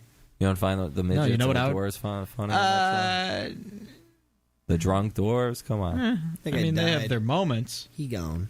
I'm talking about like there's a lot of people who would like to say a lot of things to certain people, but they don't do it in the real life. I feel like that I am here to say those things to the people. He wants people to not like it. As soon as they like that you're making fun of them, it's no longer fun. So by that definition, Mike's having no fun whatsoever because nobody is bothered anymore. I've been saying this over and over and over. It's Redbar in the Wild, Redbar in the Wild, Redbar in the Wild, Redbar in the Wild. Half the fucking show. And all of it is people either having no clue who he is, being super chatted, forced to say his name, or 2, they're just like, oh, I love the Redbar. It's funny. He's important. Bobby Lee, who we just brought up. I love Redbar. He's important for the comedy scene. He keeps us in check by lying.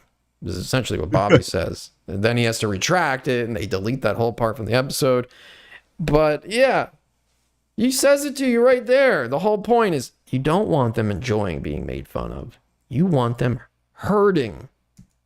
That's all. Mike, the crazy psycho bus driver.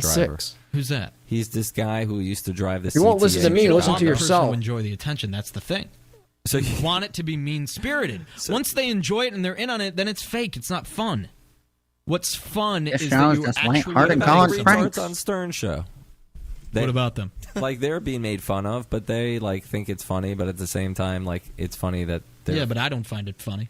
You don't find the midgets you know what and I the would- dwarves funny? on that show? The drunk dwarves? Come on. I mean, they have their moments. He gone. I'm talking about like there's a lot of people who would like to say a lot of things to certain people, but they don't do it in the real life. I feel like that I am here to say those things to the people. Very strange ending. Yeah, that is. Has everything, but then it kind of like, hey, more hit Mitch Hedges for You know, by the time it's done. Then Artie. Mitch is getting with pretty Mitch popular Hedberg. because what the fuck? I don't know. What was it? You did a gig recently and they gave you a limo or something, right? Well, no, you see, I rented a limo on my own, and So that means you're doing well if you rented a limo and you're a comedian. So he basically, yeah, that's the confusing part. So look, you go to his community posts here, and look. This is one of them, but there's two. Look. Look at this shit. You still see it, Shaman? Yeah. Mm-hmm. Partly where I am at creativity, partly where I am at creatively right now is due to constructive criticism in the comments section. However, since I go into with the 15-year-olds who call themselves heads, I go into the comments now and there's nothing telling what is going on. That's why the membership section is extremely important for our community. I'm in there every day responding and having conversations, but you ain't going to see me out here in the public sphere with people that also spend their days online going after Josh Denny. Incredibly whack jobs are forever present among us. The membership is $2.99. It's the Redbar radio show. Mike David said it funny in 2006. I think I can get OBS going and live stream the events, answering questions. So this guy might be live streaming, but he claims not until we get to 5K subs, right? Unfortunately, we can no longer say Hail Redbar, nor was it ever the plan for this channel to hit 100K discussing underground podcasting. That being said, I love listening to old Redbar, Nobody Likes Onions, and Keith the Girl. Moving past the BBG, let's look quickly about the criticism. I understand you want more Mike David and the Redbar Historia series. I completely get it. Because people are like, what the fuck are you doing? Like, what does this stuff have to do with it? He kind of explains, well, the history of Chicago is important in the rise of King Von and the death of FBG Duck. What? It's like, what does that have to do with Andrew Santino's father being in the mob? Or You know, because affiliate?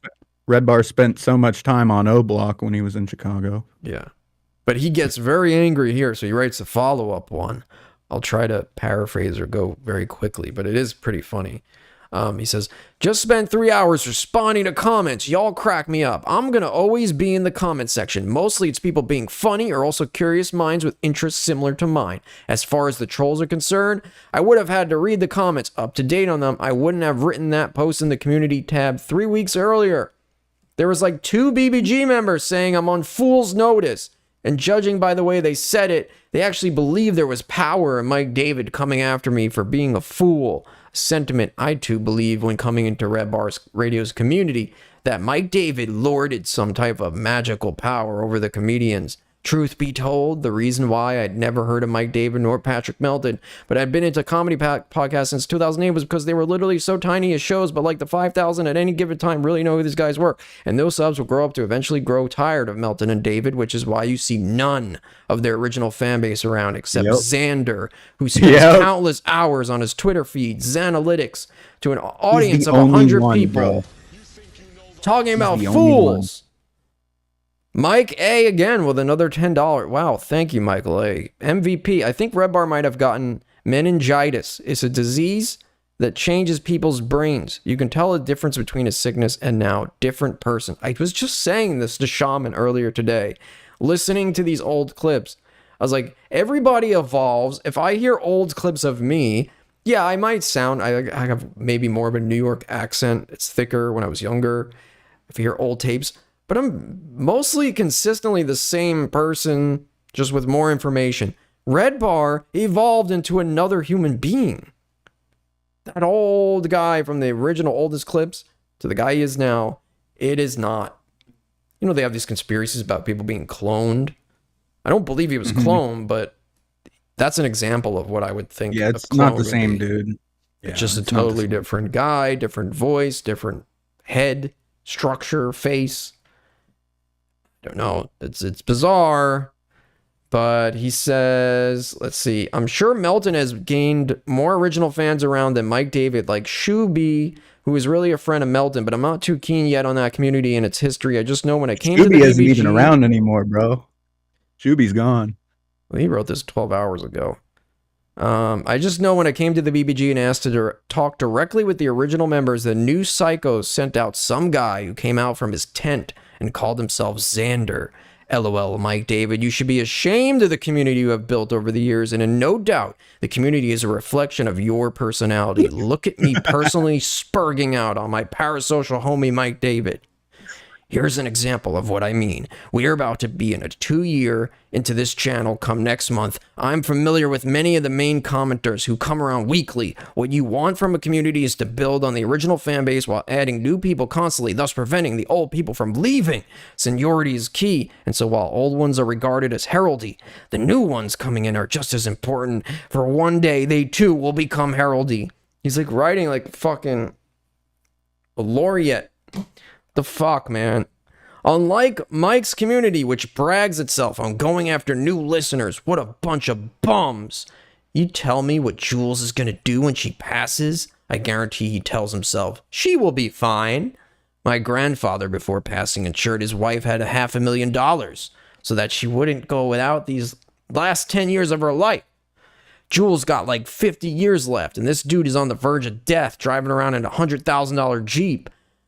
And you know, that studio was built around the same time PPP loans were going around. I saw that. Come on now, put two and two together. You don't got tons of cash to be wasting like he does. Just listen to an obscure interview where a friend of Dustin Diamond was there for his final moments. For some reason, now Dustin Diamond's the topic. With Bill Murray, blah, blah, blah. That's exactly what Attila the Hun said when he saw his mother, Niagara Falls. And then this. And then it just this. Screech as a young child. I don't know what the fuck's going on. Why? Why is what does this mean? What's this mean, Just Rude? I have to include myself into this grouping, but god damn does Mike attract some crazy. Look who's here! King Nomad is in his comments. I just read this whole speech in a gay accent and now I'm mad. Like, King Nomad. He's everywhere. I don't know if he deleted it or maybe it was on the it was on the previous one. Let me see. Some of the comments were like, dude, you're sick. Some nice ones, I guess he's look, you are one scary guy. Seek professional help before it's too late. Said, ooh, 8 people liked your comment. You got a real protest going on outside the Just Root Studios, huh, B? Then there's one where a guy writes him back. Look at this. Holy fuck. This guy writes him a whole message. This is constructive criticism. I punched up.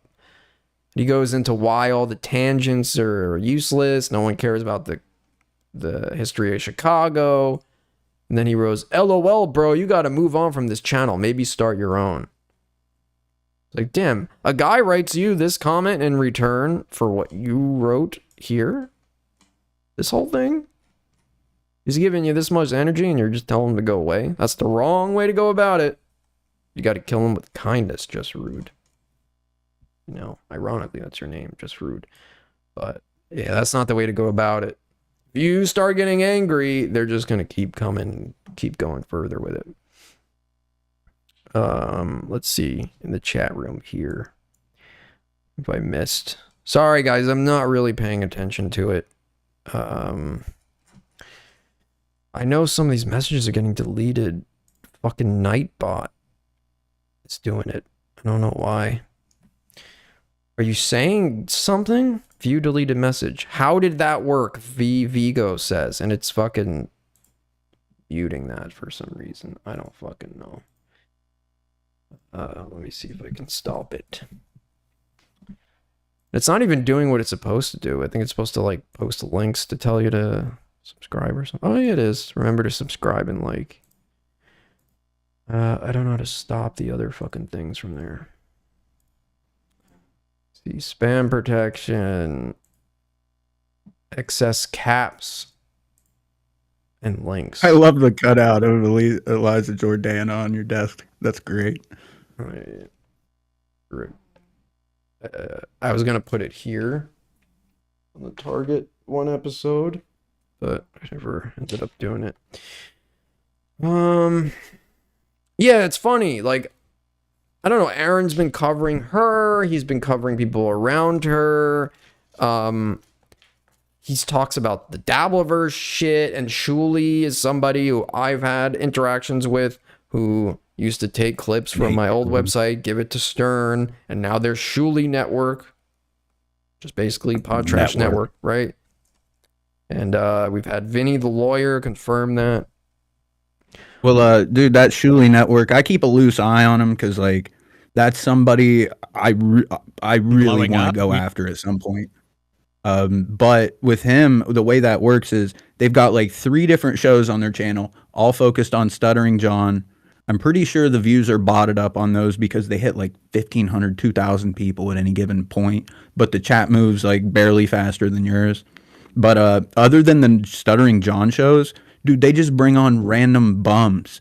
Like random fucking bums that are just piss drunk, have nothing to say, and just ramble about what happened on the Shuli show as if it's like the Stern after show or something. You know what I mean? Yeah, that whole network's a fucking joke, dude. Yeah, so here, do you see this window still, or is I don't know if it changes? Yeah. You see Mike here? You're covering him covering Kumi and Nero? No, I want you to see what he says here. So I didn't get to this clip last time. Listen to what he says. And you guys, when you see Mike on his show seemingly talking to the chat room, he's going to look to his right, like he's talking to the chat, right? He's going to be like, people think the show's getting too huge and that, you know, these Redbar and the Wilds are all, it's basically a marketing scam. I've been saying it for weeks, right? You guys can vouch for it. You've been seeing it. When he's saying this type of shit, nobody in the chat is saying it to where he's responding to them. He's responding to me. Okay? You're not going to believe it. Listen to this segment. What have I been saying? That the Redbar and the Wild thing is a scam. It's a cheap way to do marketing. It costs way more to do actual marketing than to give guys $100 for Redbar and the Wild, right? So this is one of the things where he covertly addresses you? Yes. He's good at that. So here it is. Blowing up, we've just been getting mentioned by famous people. That's all it takes to make people think we're blowing up. Our numbers have not, they're going down. So, yeah, we are not blowing up. There's nothing to worry about.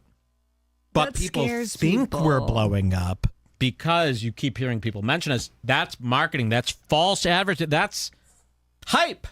That's what hype is. So, see, you hear all these people talk about us. You think that something's happening. There's nothing happening any different. So that is what hype is, and we showed you how hype works. It was an experiment, Shaman. He was showing us how hype works. That's it was his master plan all along. Yeah. And he looks over, because normally he'd be on this TV. So he's making sure he speaks to me. So when I put it up on the screen, this is his response, right? That's where he would usually be. But he's saying, this was all to just show you how hype works. It wasn't to gain any new viewers or anything. It was just an experiment. I don't think so. You're offering a $100 bounty for people to give you Redbar in the Wild clips. They figured out, hey, if I just super chat a creator $5, he says Redbar technically, even though he has no fucking clue what it means. You could write, say, Comedy Shaman, and they would do it, right? That's his method of marketing. It's cheap. It's cheap marketing. You would think, oh, $100 for every Redbar mention? That's a lot of money. But no, to actually market a show is it's thousands of dollars. 10 grand more to do proper marketing for a podcast of this caliber, I guess. It's just a cheaper way to market the show. Just have all your listeners go and tell people the name of your show. But like, have you heard of Redbar? Redbar's watching. He's investigating you. Blowing up, we've just been getting mentioned by famous people. That's all it takes to make people think we're blowing up. Our numbers have not, they're going down. But why is he so excited about it then if it has no meaning? Every time it happens. So, yeah, Destiny we are and not Hassan blowing up. Piker. There's nothing to worry about.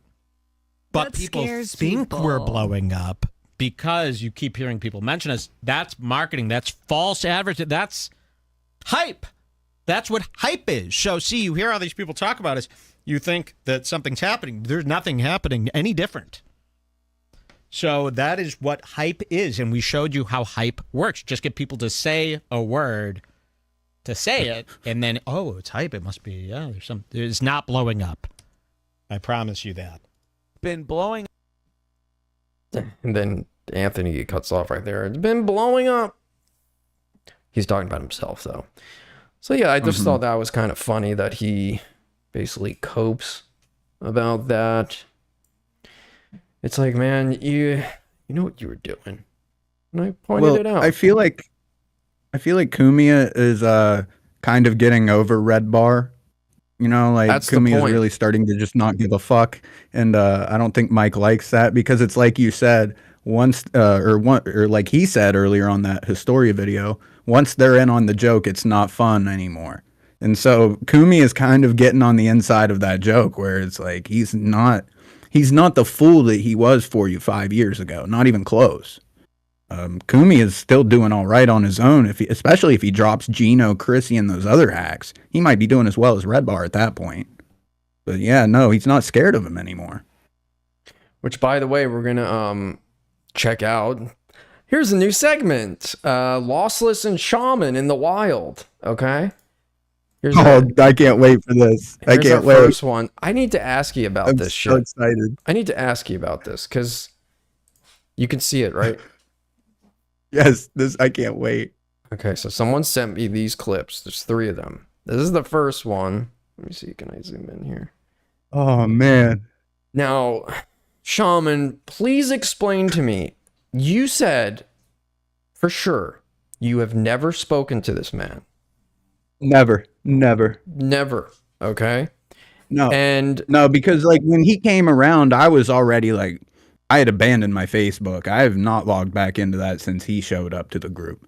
Unless I've messaged him or unless I've talked to him on a Discord account that I didn't know was him, which I highly doubt. Because I've seen fucking somebody named Leo pop up and I never fucking communicated with him. So I'm assuming when he like starts to go on that cope about like, oh, the people that made you, like he's just fucking talking about how I used to hang out in the Redbar server. And then like I realized how big of fags most of those guys are and I really don't want to be around that. And so he's probably coping and seething with the other fags like Sean Wadsworth and that whole crew.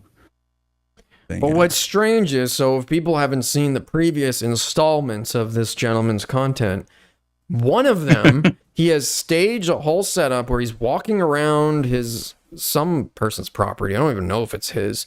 And he's making little makeshift graves. And one of them has a little placard that says Lossless on it. And he's like, yeah. Here's where I bury my pets. And he thinks he's fucking like Ray Liotta, the Joker. I don't know, the way he speaks. Tortured artist. When I was a bad tweaker, there were some interesting characters I got to know. And there was this one dude I used to hang out with and do drugs with, and he had a brother that was autistic, that was a junkie on top of it. And this dude would like go into the backyard and like start like dumping shit out of their fridge, like saying that he was putting down compost for a magic apple tree. Like insane shit. Like that's what this reminds me of. It reminds me of an autistic tweaker. It feels like he's trying too hard to be weird and ominous. So let's watch this.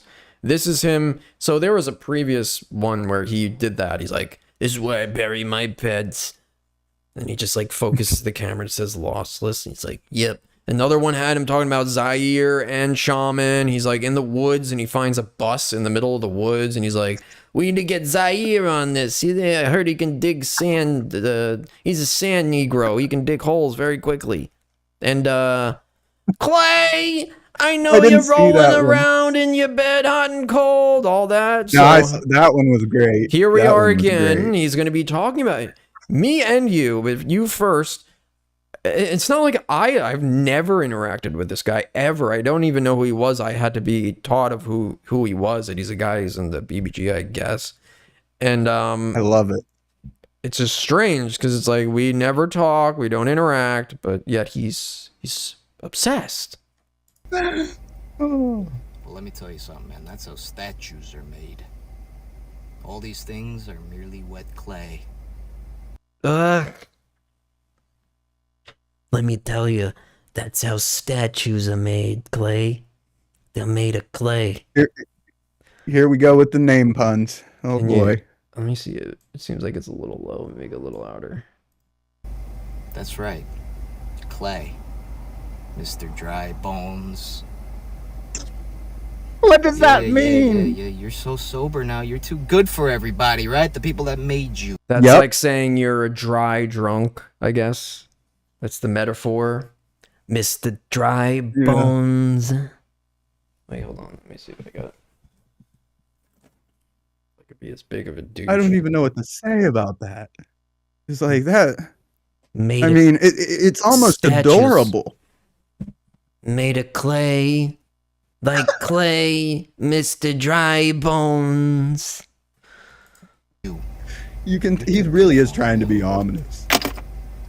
You've meditated on it, and the gods. It's covered in paint. He's a gay painter. You look like a gay painter. You've meditated on it, and the gods fucking besmirched onto you the knowledge that you're just too good for everybody now that you're sober. Oh, wow, would you believe it? Never heard that before. Goddamn right, the gods have bestowed me. Hit that bull. Yeah. Okay, Murph says, Shaman definitely blew this guy for meth. Anything to say about that? No comment. Okay. Yeah, Clay sober, and I'm a fucking Mexican. What? Clay sober. Come on, look at this motherfucker, man. Let's look at him. Look at this motherfucker. I don't know, maybe he has a point. Just kidding. Give a fuck if you're sober, man. Like, this seems like a conversation you'd be having if you've actually interacted with this guy. It gives the illusion that you guys have had conversations back and forth.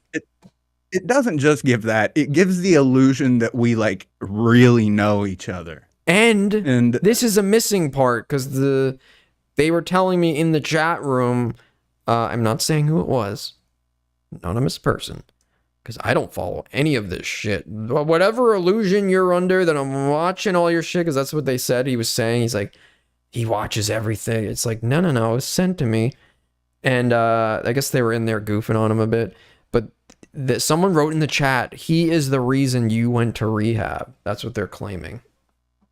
And he's like, yeah, Leo got me clean too. And he got Shaman clean. He made him go to rehab. We can run with that. I'll run with it. He's claiming that after he made that video about you rolling around in your bed hot and cold, that you decided to go to rehab. He did it. Leo. Thank you, Leo. We scary. appreciate you a lot, buddy. If you're sober, you're sketchy. If you tell people you're sober, you're fucking canceled, man. That's it. What? I don't understand people bragging about being so sober. Because I'm sketchy. Understand this? And I'm the You fucking lied about being sober. You canceled. Me too. Dakota says that I tried to start a cult. Oh my God. Jesse just said something hilarious. He said, this looks like if Walton Goggins didn't have money. Jesus Christ. Yeah. Okay. Shaman, you have to do me a favor, okay? I have to let the dogs out. You have to take control for about 5 minutes, okay? Let me take these faggot glasses off.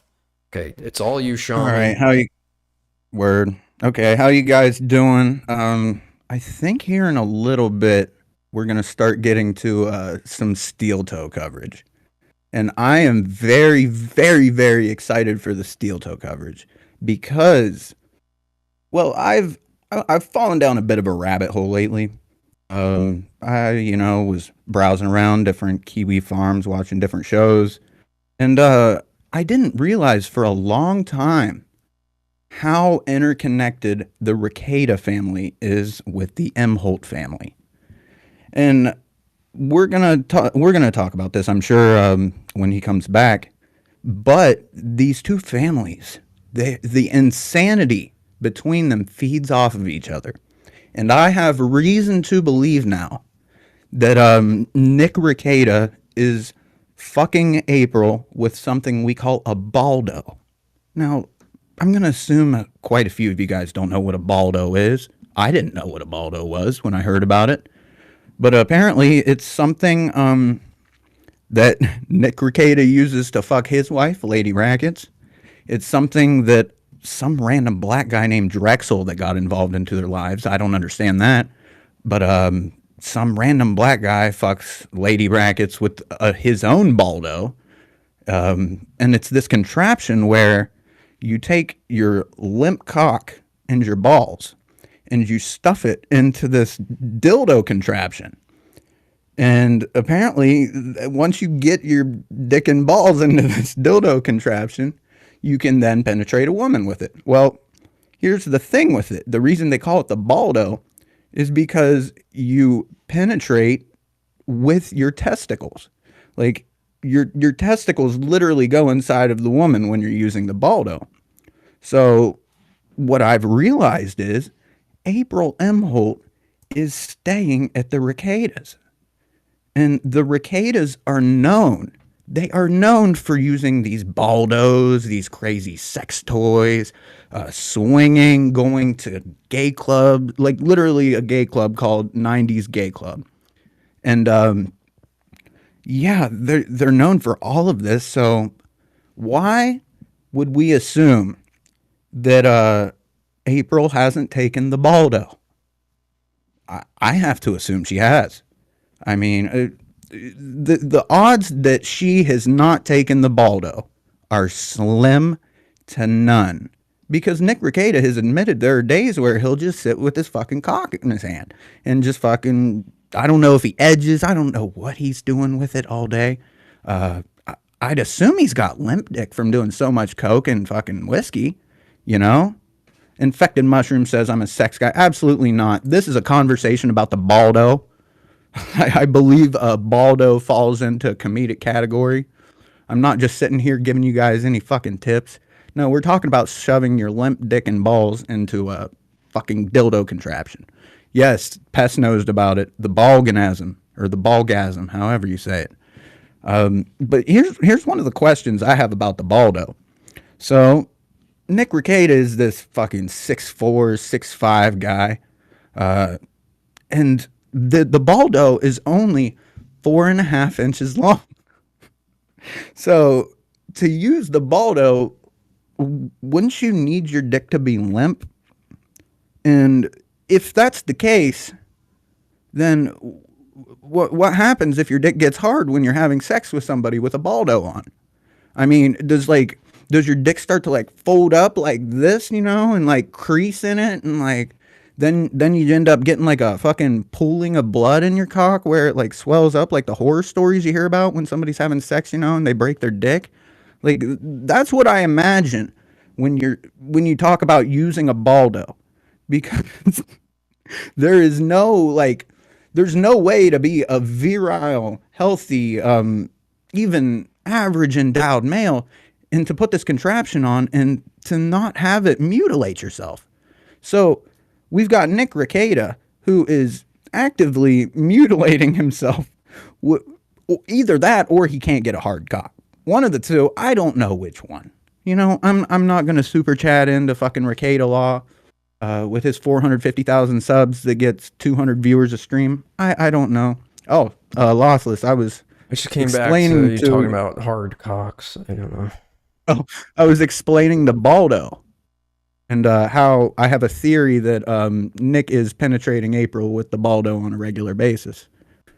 Because April is living at the Rekieta household right now, and she is really, as far as we know, she is literally opening cans of SpaghettiOs for every meal for his kids, because that's what they eat for every meal is SpaghettiOs, even though they're millionaires.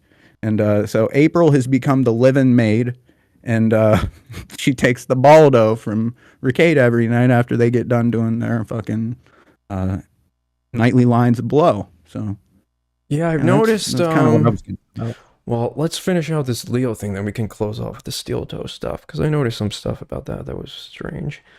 So here's Leo. He's going to talk about me just randomly, and I guess somebody saw him doing this, and then there's a second clip where they start writing in the chat room to get his attention. So just watch this. Well, let me tell you something, man. That's how statues are made. Wait, no, this This is. Let me tell you something. This is how statues are made.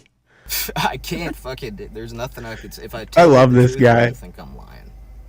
I don't know what to think. I'm sure it's a matter of time before they start posting shit. I'll guarantee you. They're gonna start. Let them unload. I got nothing to hide.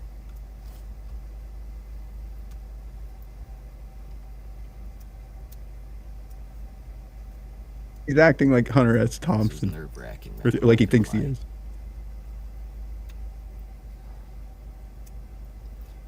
Now, if I am confronted by one of these guys, which up to this point they ain't, I don't even see anybody in the vans. Once I got kind of a picture of one of the guys. What? And I don't really want to go knock on the fucking window, you know. I don't know what the deal is. It could be fucking Lossless in that goddamn thing, you know. Trying to catch me in a whoopsie, but that's the last thing I need. I don't need my name being spread far and wide by a bunch of little cuck fucking heathens, man. Oh, yeah? That ain't my bag. What are you talking about me then? But if I do get confronted and things do have to get physical, I don't give a fuck if I get my eyeball scratched out. I'm reaching in my pocket. Yeah? I'm whipping out the phone and we're going live, baby. I don't think it's gonna happen. What? I don't think they got that much chutzpah, but... Chutzpah? You a Jew?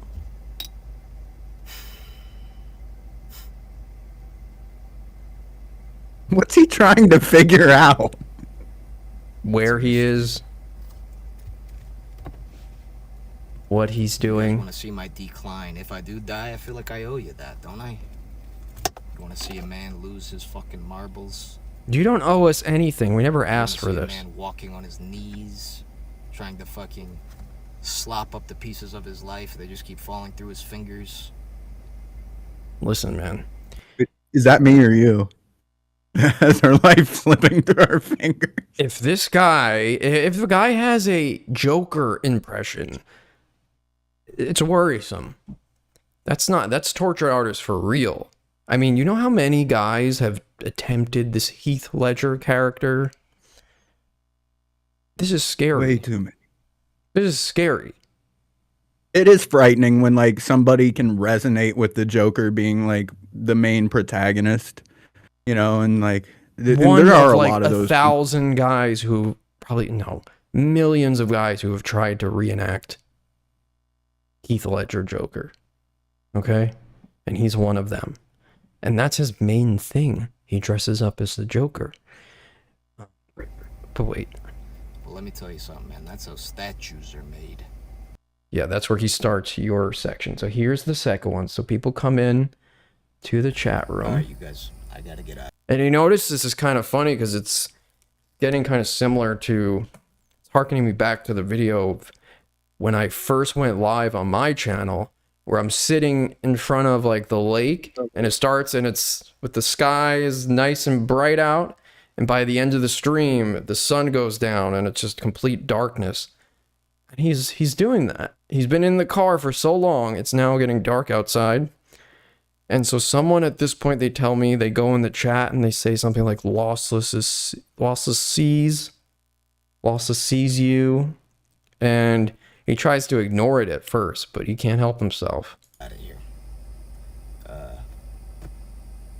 I hope you're there when the shit fucking goes down. Be a witness. Screen record it, somebody.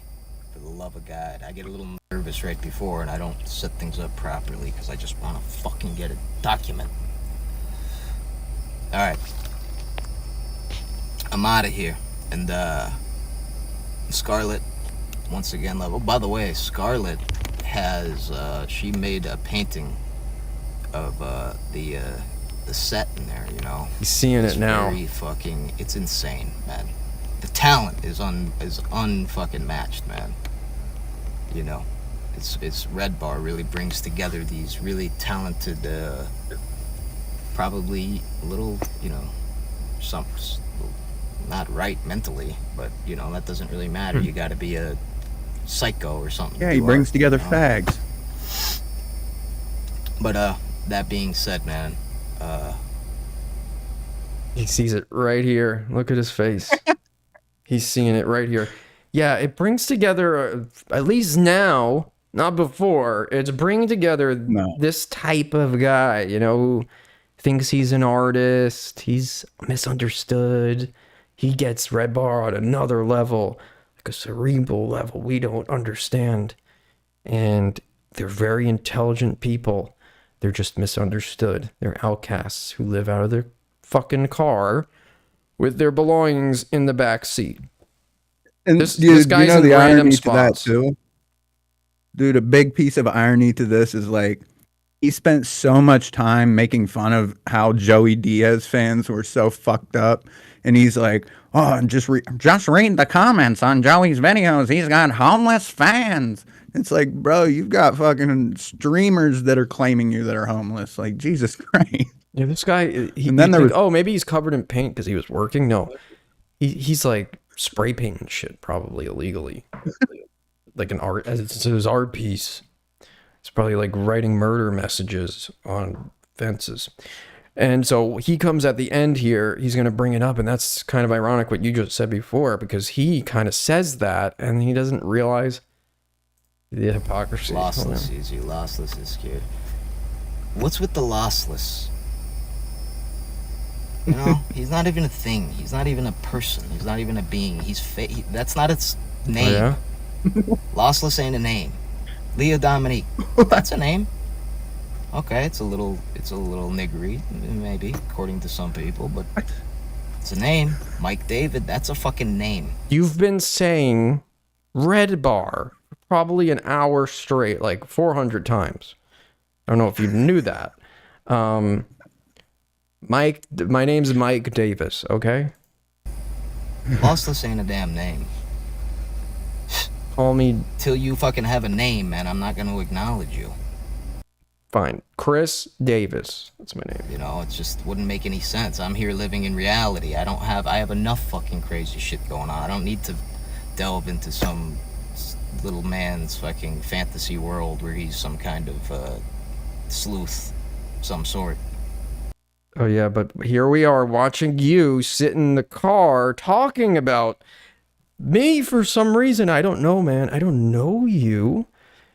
And you're like having conniptions of like, oh my God, Lossless might be watching me. I'm worried. You clearly are interested. You clearly do want to know. So we're going to find out together. We're going to sleuth together. Not into it. Watch how this reality, happens. my life, things going on, real things happening. Oh yeah, looks like it.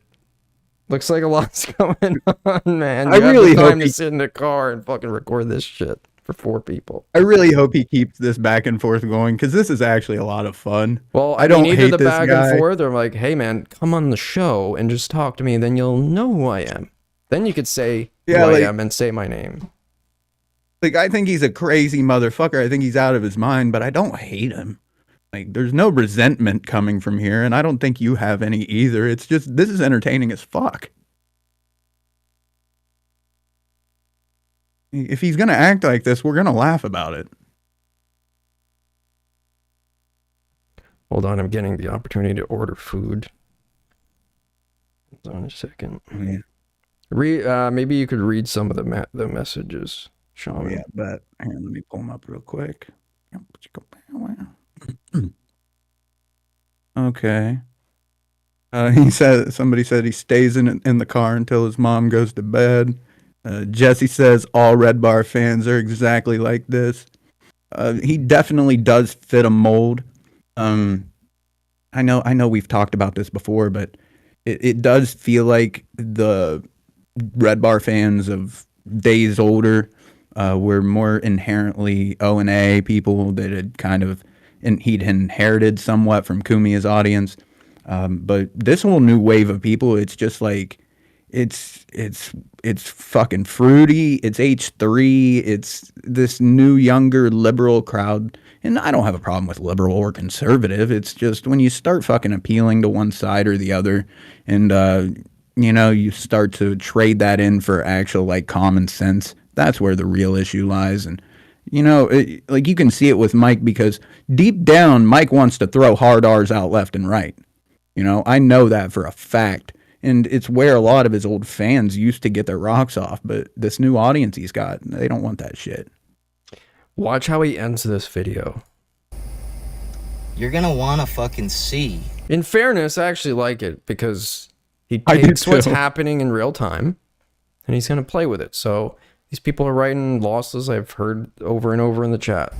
And he's got, mind you, like 4 people there. He expects nobody to be watching this ever. He would never expect me to probably ever see this. And then he starts seeing a random person saying this stuff in the chat. It's live so you can tell people in the future, yeah, I remember that. I saw it live.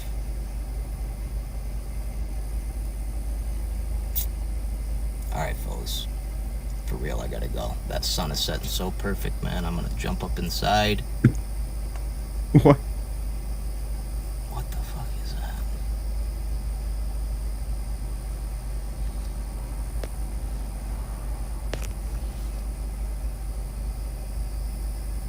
Hey!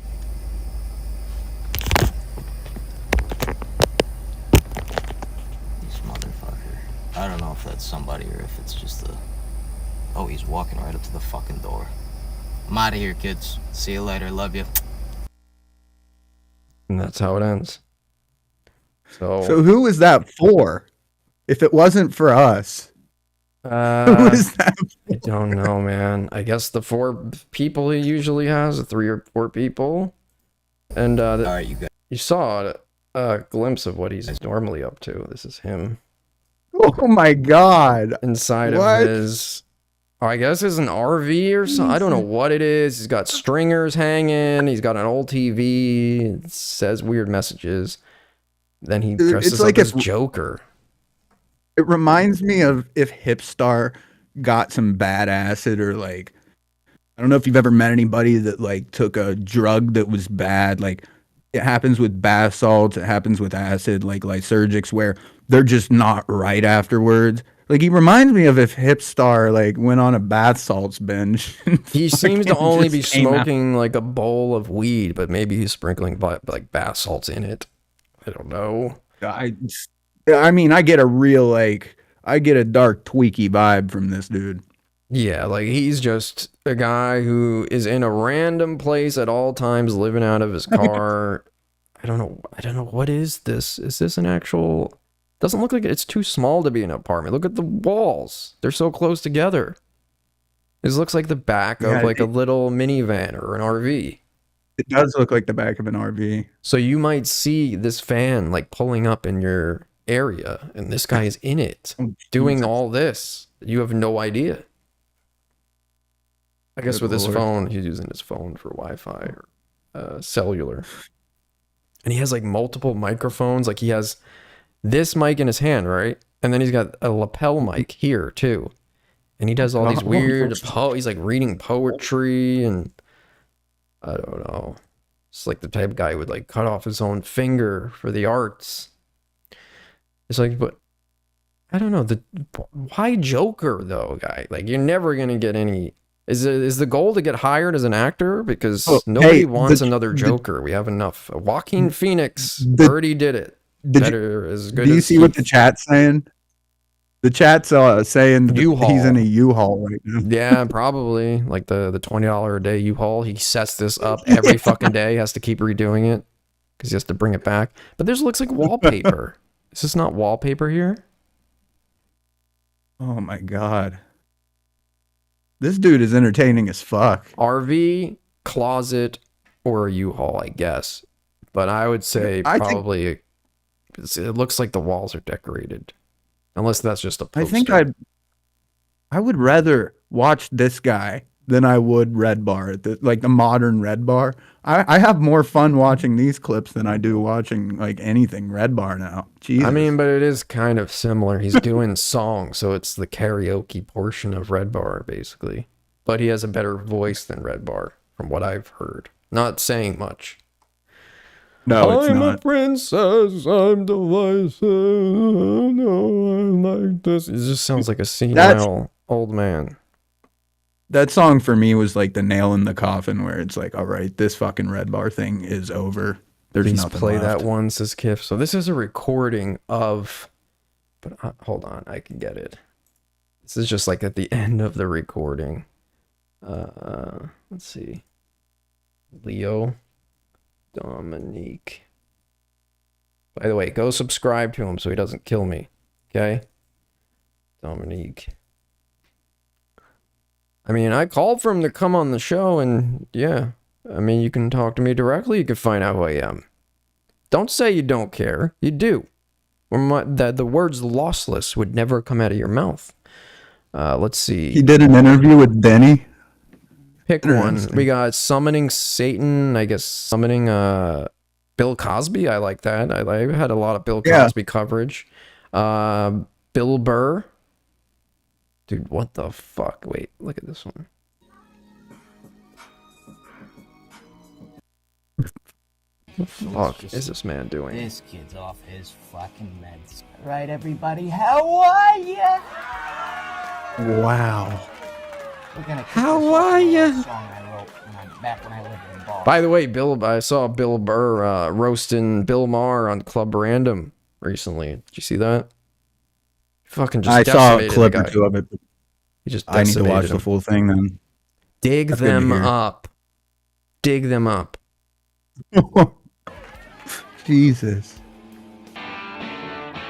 How are you? Okay, if that's copyright. I don't know what to make of that, man. What you just did there. Theatrically at the knees and you'd crawl off. Did he just take a fake drag? Your father would come up and give you a boot to the head.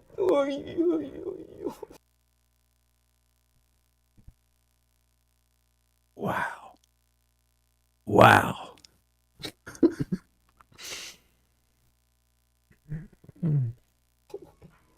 Jesus, Michael A. What the fuck, man? $50 from Michael A. Did Redbar die? He hasn't done a show in 2 weeks. It's been longer than that, right? Because the last show I did was 3 weeks ago, and he did a show before that, was his last one. It's coming up on 3 weeks or more. It's going to be a month. I don't know, maybe maybe he's just losing motivation. I don't know what could possibly be the cause of that. Well, dude, I don't think he's enjoyed the show since he moved to the new studio. It's like when I watch the old videos from season 19 and before, it seems like he was comfortable and he was enjoying himself on some level. Maybe not always, but like you can see it in his body language that he used to be relaxed. He's fucking tense as fuck now. His shoulders are tight as fuck. He's always hunched over like this, you know, hunched over on my desk and with his hands all folded up. He's never comfortable, man. If this show didn't have anything to do with it, then Mike, this should. Okay? This is the result of your show. If I can't do it, what the fuck was Leo supposed will. to be doing.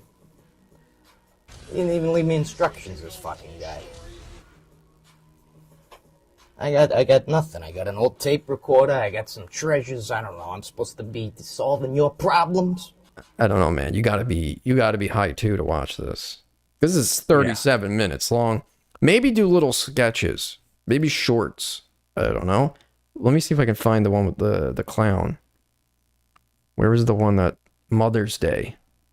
Oh, that was recent, right? I don't see it here.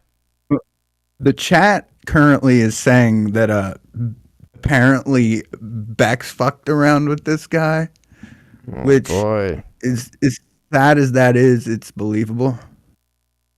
Oh, here we go. I think this might be either his right shoulder or his left testicle. We have Norm's balls. Hi, Norm. How are you up there in heaven, Mr. Good Guy? Should I snort some? Oh, he better be careful. Making fun of Norm is how Patrick Tomlinson became a lolcow. Freaks. Making me degrade myself.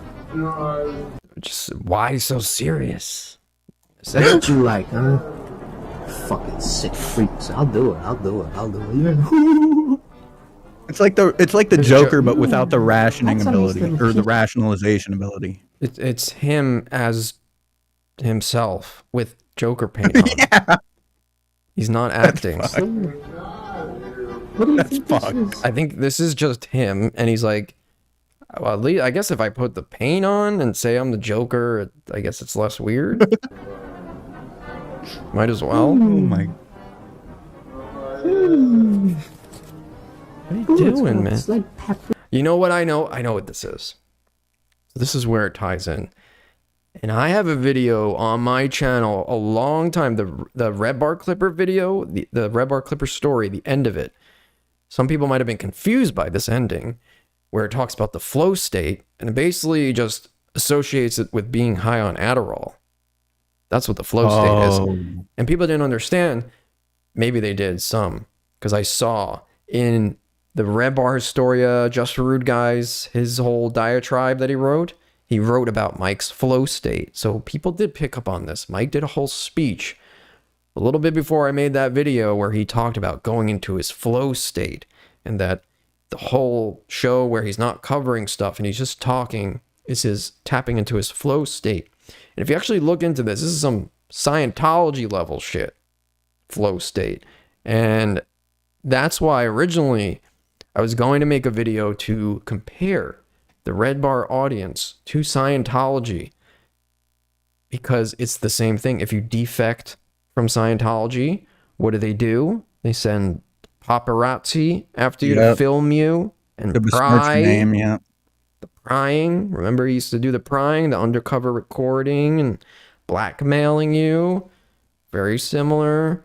Sending people out to try and convert them, or just anybody who is against the cult is then blackmailed or recorded or criticized. They would blast out information to discredit them. You hit the nail on the head, man. You hit the nail on the head when you said it's Adderall. And the problem with what Mike's saying is that there is a nugget of truth in there. And because, like, me and you do similar shows, there is an element of truth to the flow state. There is, where it's like once you get rolling, the jokes the funny starts to pour out. The gift of gab. The way he described it, it was as if it was some otherworldly ability. He doesn't have it anymore. He lost it. Into. He doesn't have it.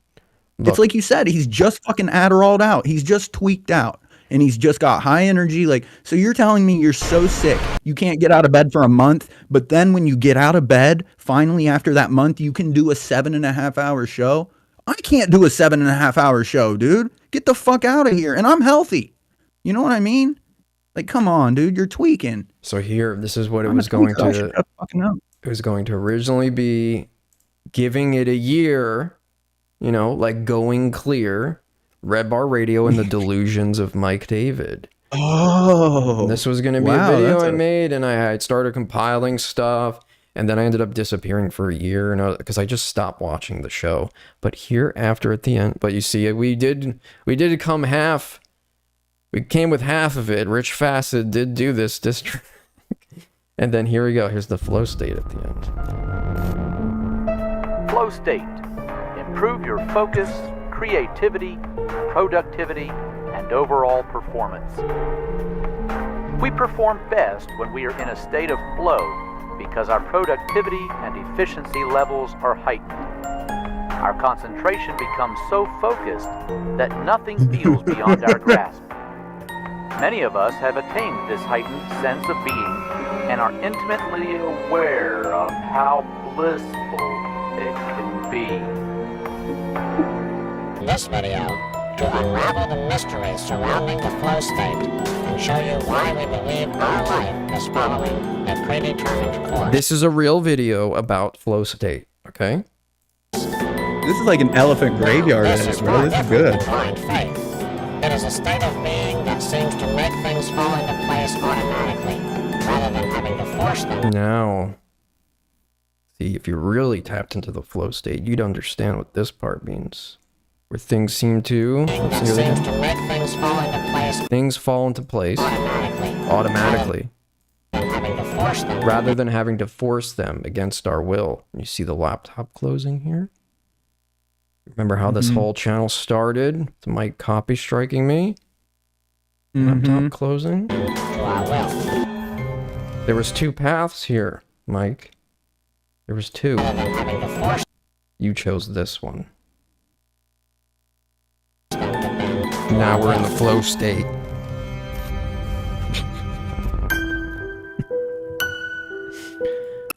King David. I'll let you figure that out. Nate says, "Get Lossless out of here. He's extremely mentally ill." It's all Declan been Dillon vouching for planned. Lossless, It was saying all he's by good. Lossless design. says, "Don't be ableist." Nate says, "Fair point." Ladies and gentlemen, I think our long suffering of the great Lossless controversy has been solved. No, it hasn't.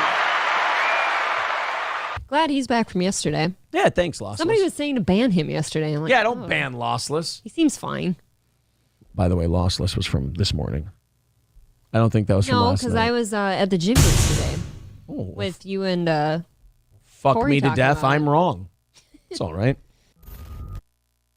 You know what that was? Seal of protection on Aaron. Oh. Aaron Imholte. Oh, God. It didn't apply to, I didn't say it applied to anyone else. Just Aaron. Aaron will be here meeting his goal when the earth is scorched and there's just Amen. cockroaches and the lights are out. You will still hear the sounds of Aaron Imholte. We're only $50 away. Forever. Oh, man. He will be here longer than the rest of us. I'm telling you, man. This is a year no, ago. You're right. This is a year ago. What was the date? Yeah, on you this? got to July. realize after the nuclear fallout inevitably happens, all that's going to be left are cockroaches and Aaron M. Holt with a fucking laptop. That's Yep. it. That's Aaron it. Imholte. Yep. God damn, man. Which brings us to the finale here. We can close out on this. Wow. You know what?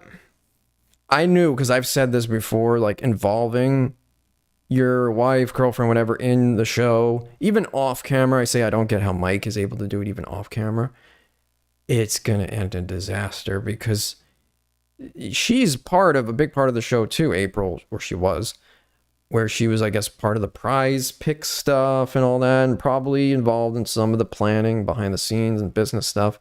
But you put them as part of the show, it becomes your life. You're living your life through the show, right? So you'd think you'd be like, no, this is business. And then when the cameras are off, we go back to real life. It doesn't work that way. Trust me.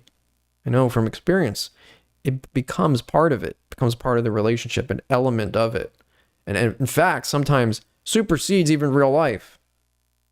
This becomes more important than real life and more real than real life. That's scary. Because you're spending the majority of your quality time doing this act together, right? And it's not real. This is not how they interact in real life. That's why when, April came on with the bikini and he's all grabby on camera, I imagine when the cameras are off, he just had no interest. Oh, yeah. It was to prove to the audience that he comes. He makes everyone come, Aaron. That's what he said. Words out of his mouth. I wonder if he got coming. Lady Rackets off. So I knew things would go badly, but I'm kind of surprised that April was gone from the show, and now he's fully admitting to divorce. And here's the problem. This is just a strange thing with Aaron where small town show somehow gets... I would love to know who was the first, because there's an argument about this, right? You brought up Hipstar or whatever, and there's this Mind Scepter guy was one of the first people to cover Steel Toe, but you know what? It's not true. You know who the first person was? Zaire. You know who else he was covering on that episode? Who? You? See, War on Redbar. Yeah, I know. Blue Glass, yeah. Here we go. Like, here's a clip. It says it's about this topic. That's what I want to hear him react to.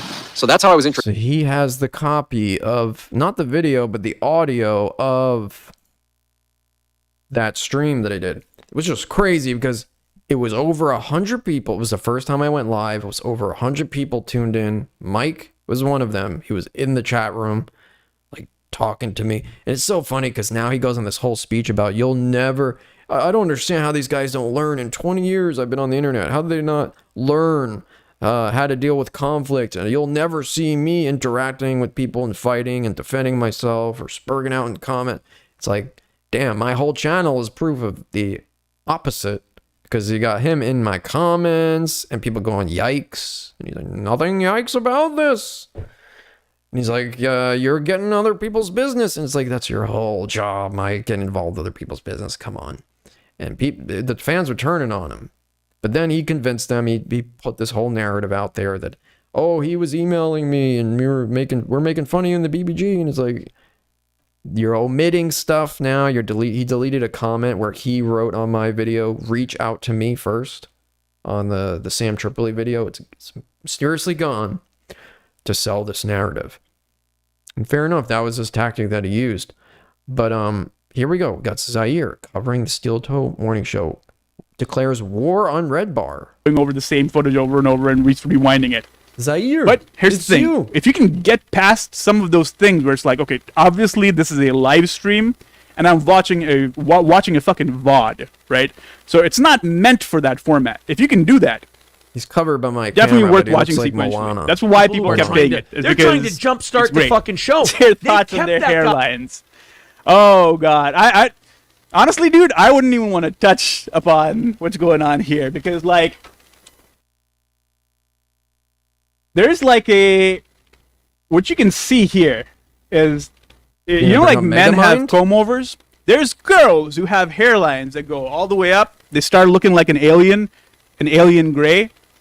And then this is like the Chris D'Elia technique. You know how he like leaves a strand over here, but like Zaire it's the exact same thing. didn't have the best internet.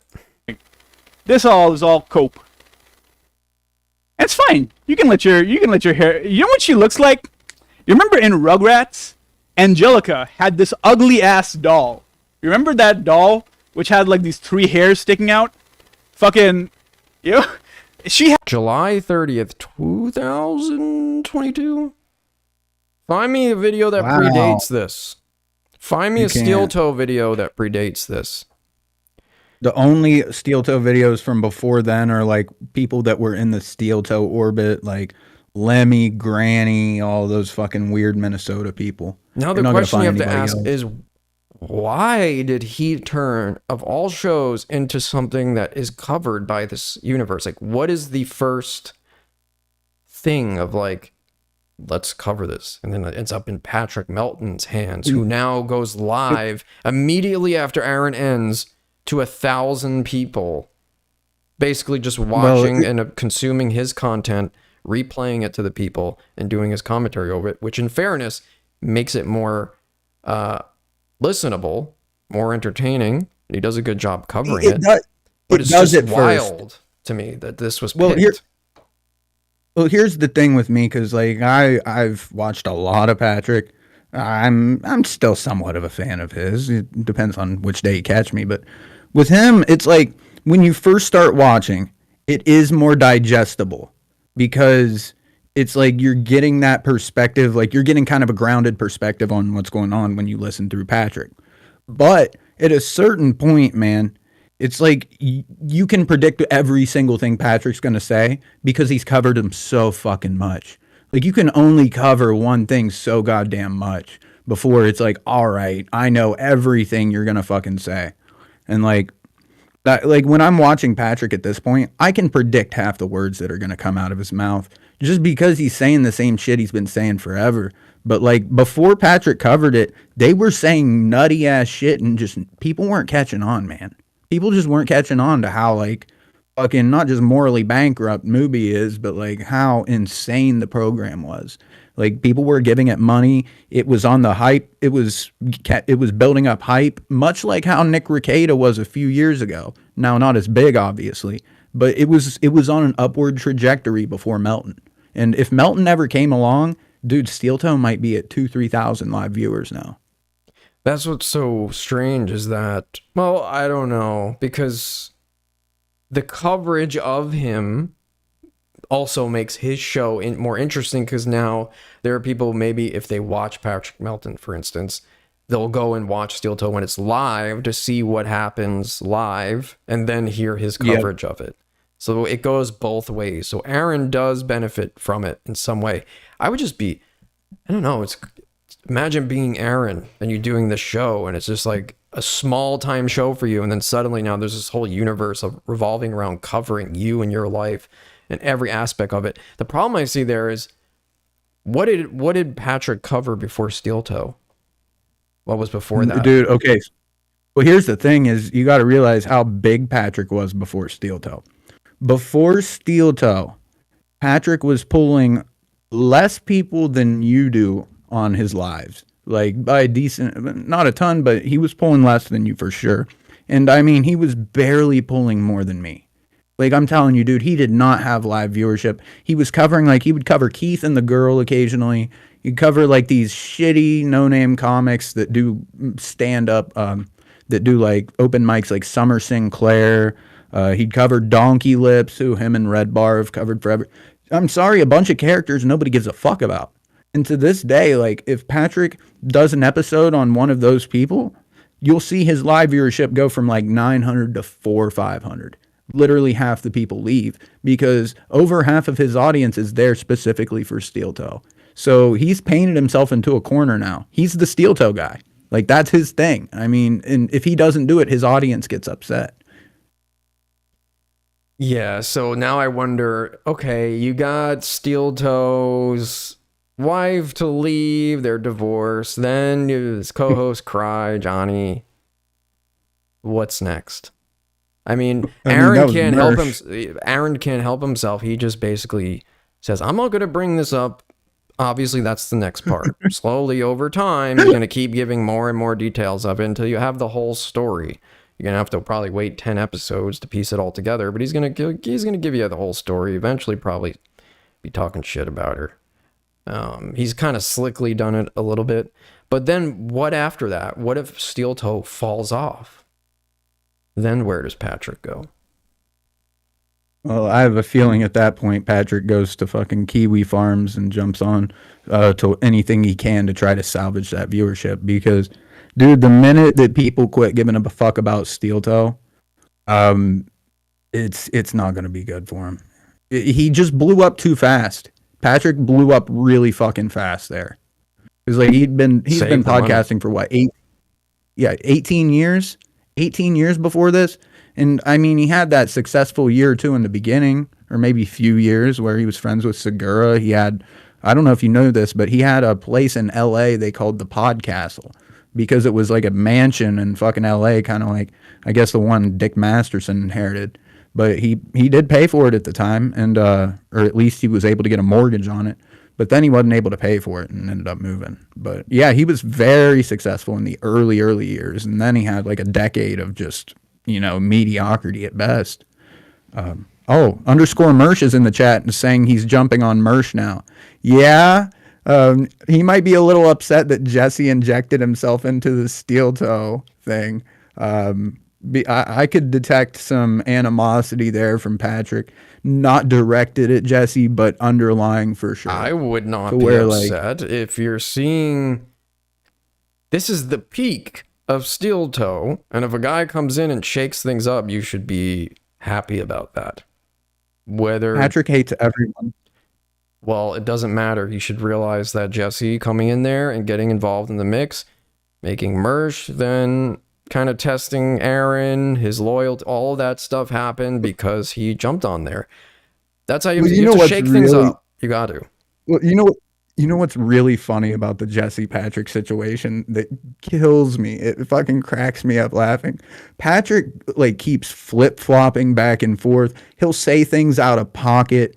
He'll say shit like, Jesse's butthurt. Jesse's just butthurt because his bed didn't pay off. Shit like that. And then you listen to what Jesse says about Patrick, and I've never heard Jesse speak so kindly about somebody. Not one fucking person. Not one. He actually said Melton is like the evolution of Mersh, but honestly, yes, he's just a fatter Mersh was holding a Aaron. moonstone when he hit level 30. He's just a fatter version of Aaron, actually. Look here. They are very similar too. It's as if Aaron evolved into Melton, kind of. Could go either way. Same beard pattern. It's hard to see here because it's a little cut off. Let's see. Well, that's Aaron's attempt to copy the old Kumia goatee is what that is. And he just doesn't grow like... I only have a goatee because it's the way my facial hair grows in. This motherfucker just wants to be Anthony Cumia, dude. Like, to a T, to where he's even copied his speech patterns. But I mean, Anthony still exists, and as relevant, I guess, as this. I don't know how many live people listen to Anthony's show these days. But he's still around. It's not like the guy's dead. It's a little strange. But yeah, I don't know. This steel toe stuff. We got to pressure Aaron. Aaron, you got to come on here. I thought being professional was maybe the right way to go about it, but it turns out, no, you just got to like steamroll your way onto the show, I guess. Just demand it and keep bothering him. Be like, Aaron, let me on your show. Aaron, come on my show in the chat room and badger him and be an asshole about it, I guess. Or just demand it. Say, I'm coming on your show. Because I said, hey, do you want to come on? He said it on his show. He's like, I got to do Lossless' show. I got to do the show. And then he in DM said, yeah, I'll do it. And I said, let's make a time and a place. I guess that's the wrong way to go about it. I guess I just have to be like, Aaron, do my show or you're dead. That's it. Do my show, Aaron. Everyone in the chat, by the way, next time you're in there, say, do Lossless' show. And I promise you, I will get the best interview out of Aaron Imholte you've ever seen. I promise you. Because everyone else is making fun of him. And so he knows that's happening, so he's not going to give you anything. I want to talk to Aaron for real. And have a very serious conversation with him. And see where we can go with that. Because there's stuff that he hasn't brought up, and I want to ask him about it. But I think he's smart. I think Aaron is a little bit smarter than people give him credit for. A little bit. Because he acts like he's oblivious to a lot of this stuff, but he's not that great of an actor, which is the problem, which leads you to believe he knows more than he lets on. So like he'll pretend that he hasn't seen something, but he's seen it. Or he pretends he doesn't know something's going on. Like Jesse came on there and was like, you've got this whole economy around covering you. And he like looks like, oh yeah? Like he doesn't know it's happening. You wouldn't know that there's multiple creators, a guy getting 1,000 live viewers watching your every show. Of course you know what's going on. Do you think Aaron, after his show, goes and watches then Melton cover him? And watch the whole thing, or you think he just ignores it? I think that I don't think he watches it, but I do think that his friends send him clips like Keanu, Gino, because I've seen episodes where Keanu admits that she regularly watches Melton, and like she even has her shitty impression of him. And she was talking about how she sends him clips, and Aaron was like, no, that was really funny when Melton did that. I got to give him credit. I can't remember what it was, but yeah, so he admitted he watches clips, but only when like somebody close to him sends him one. I see if Dunnage, let me see, what did he say? Where is it? He says he has Klinefelter syndrome. And then Infected Mushroom says, Kif Dunnage, whoosh. I don't have any breast tissue there. No, you got to do your research on Klinefelters. That's possible. Or maybe we both have it. Maybe we can talk about that. Maybe that's what we can connect on. Our Klinefelter syndrome. But I don't know if he's come to terms with that. Pot Office says, Aaron says, I can be a regular guest now. Yeah. I think he likes being submissive, Aaron. Maybe that's the problem. It wasn't Dom enough for him. I was like, can I come on your show? Or do you want to come on mine? He said, sure. Okay, here's a time. He's like, wait a minute, this guy isn't beating the shit out of me. Maybe that's more suspicious to him. A guy being nice. Maybe that's the problem. I was too nice. And he's like, if a guy's nice, he has an agenda. Whereas the actual like guy that. Coming on there, never mind. I won't get into it. I don't know what to say. Aaron, do my show, okay? Just one episode. Give me 30 minutes. That's all I need. Oh, I'll give him a Hank call here soon, harassing him into doing it. Yeah, I mean, because I could going on his show, unless I just steamroll it, usually you're the guest. It's supposed to be about you. But when he's on my show, it's about him. I want him on my show, not the other way around. Like, I could go on a show, but it would just be the same thing. Like, I don't want that. I want him on here answering my questions. Okay? And I got them. They were all prepared for 2 weeks. And Aaron, you canceled on me last second.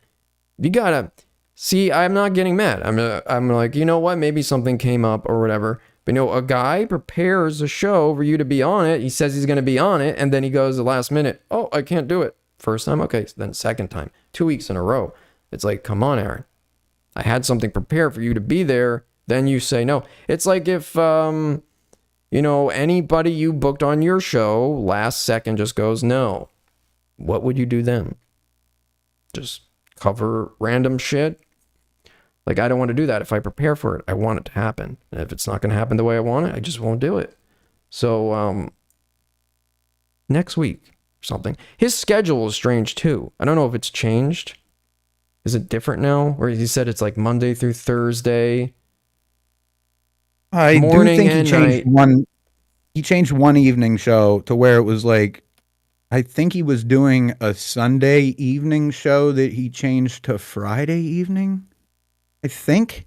And then someone said he has some Sunday, and maybe that was the meeting he was referring to, where he goes to church or something. Yeah, I guess. 7 o'clock at night.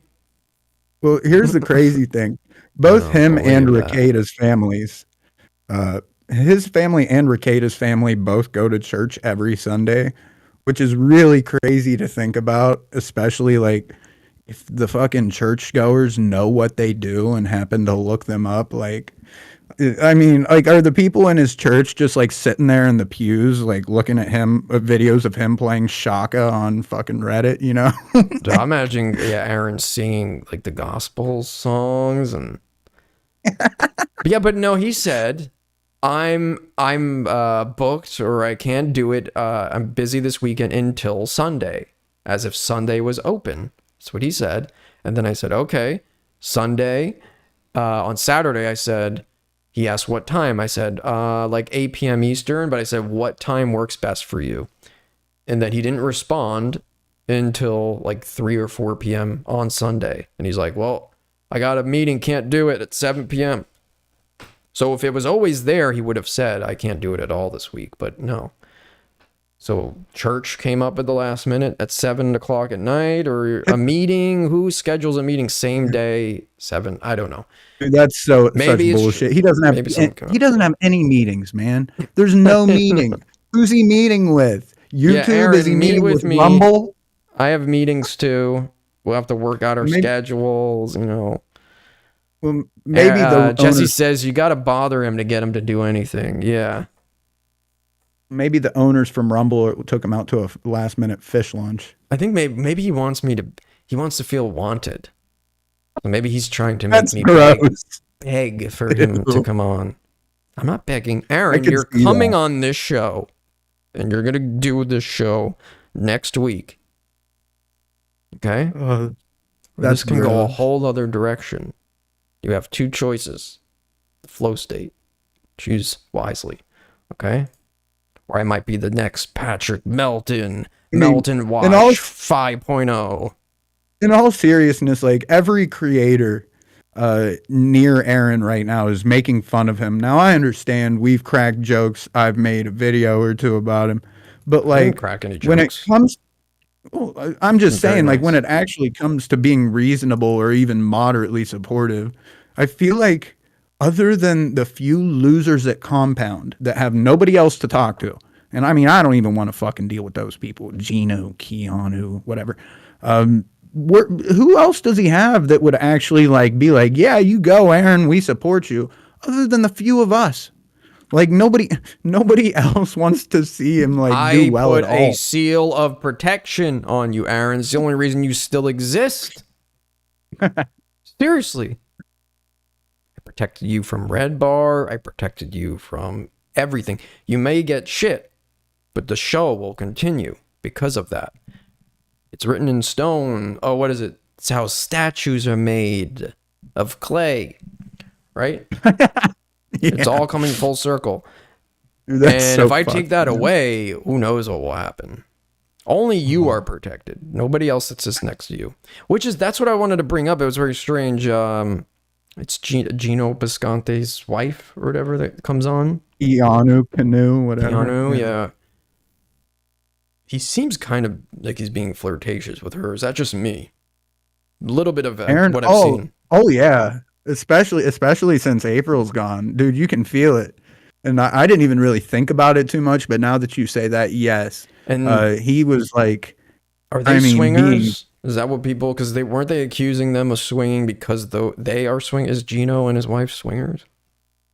See, that's not confirmed or denied, okay. but from what I'll take I've it heard, back then. look, Gino's a fucking weird guy, man. Like, I don't know if you ever saw the Redbar bit about the shoes, but there was a Redbar where Redbar was covering Gino on Compound, and Gino happened to do like a back camera take where it showed Gino's feet, and he was wearing a pair of pink Pumas.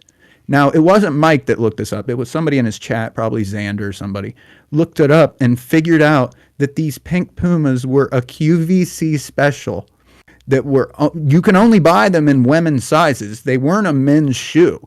They were only on QVC, only sold for women. So either one of two things happened. Either Gino like fucking grabbed some random women's shoes from like the fucking thrift store or stole them or God knows what, or Gino was like living with an aunt or a relative that had like a QVC subscription and he needed shoes, and that just happened to be the one thing on the screen, so he ordered them in his women's size.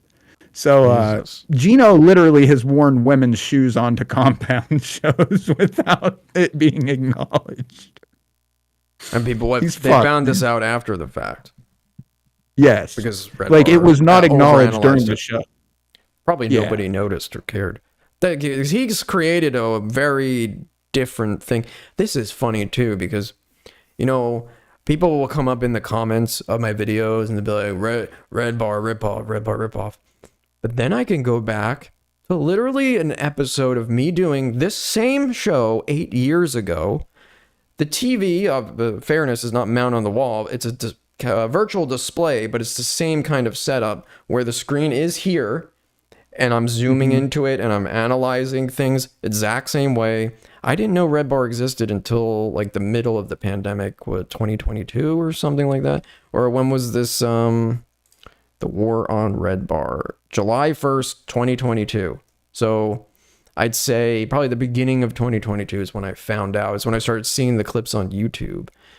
And that's what drew me to the show at first. I was like, it's similar thinking of what I used to do watching a clip and like hyper analyzing it. But now like thinking about it, it's created this crazy orbit of people who are hyper autistic, spurging, zooming on things. And sometimes you got to have the skill of what you're focusing on. And with them, the fans, it's just like, let's focus on every little detail to where it's like you're looking at something just for the sake of looking at it rather than because it's funny. You can't let that become the main scope where you're always hyper analyzing, but the occasional hyper analysis with the right observation can go well. But no, yeah, I agree. Like I can do this and just fucking trigger the fuck out of people. Just that. literally, because this is not straight now, people will have meltdowns. I've had comments about that, like, oh wow, it's not straight. It's one of the mods in your chat. He's a mod in mine too, Mr. OG. He's actually made a funny joke before that I completely agree with. He said that we are in the human centipede of content, which is where one thing will happen, then a clip show dissects it, then a clip show dissects that clip show, and it's just like on fucking going. It's like one piece of content turns into 20. The human centipede, yeah. Shitting in each other's mouths.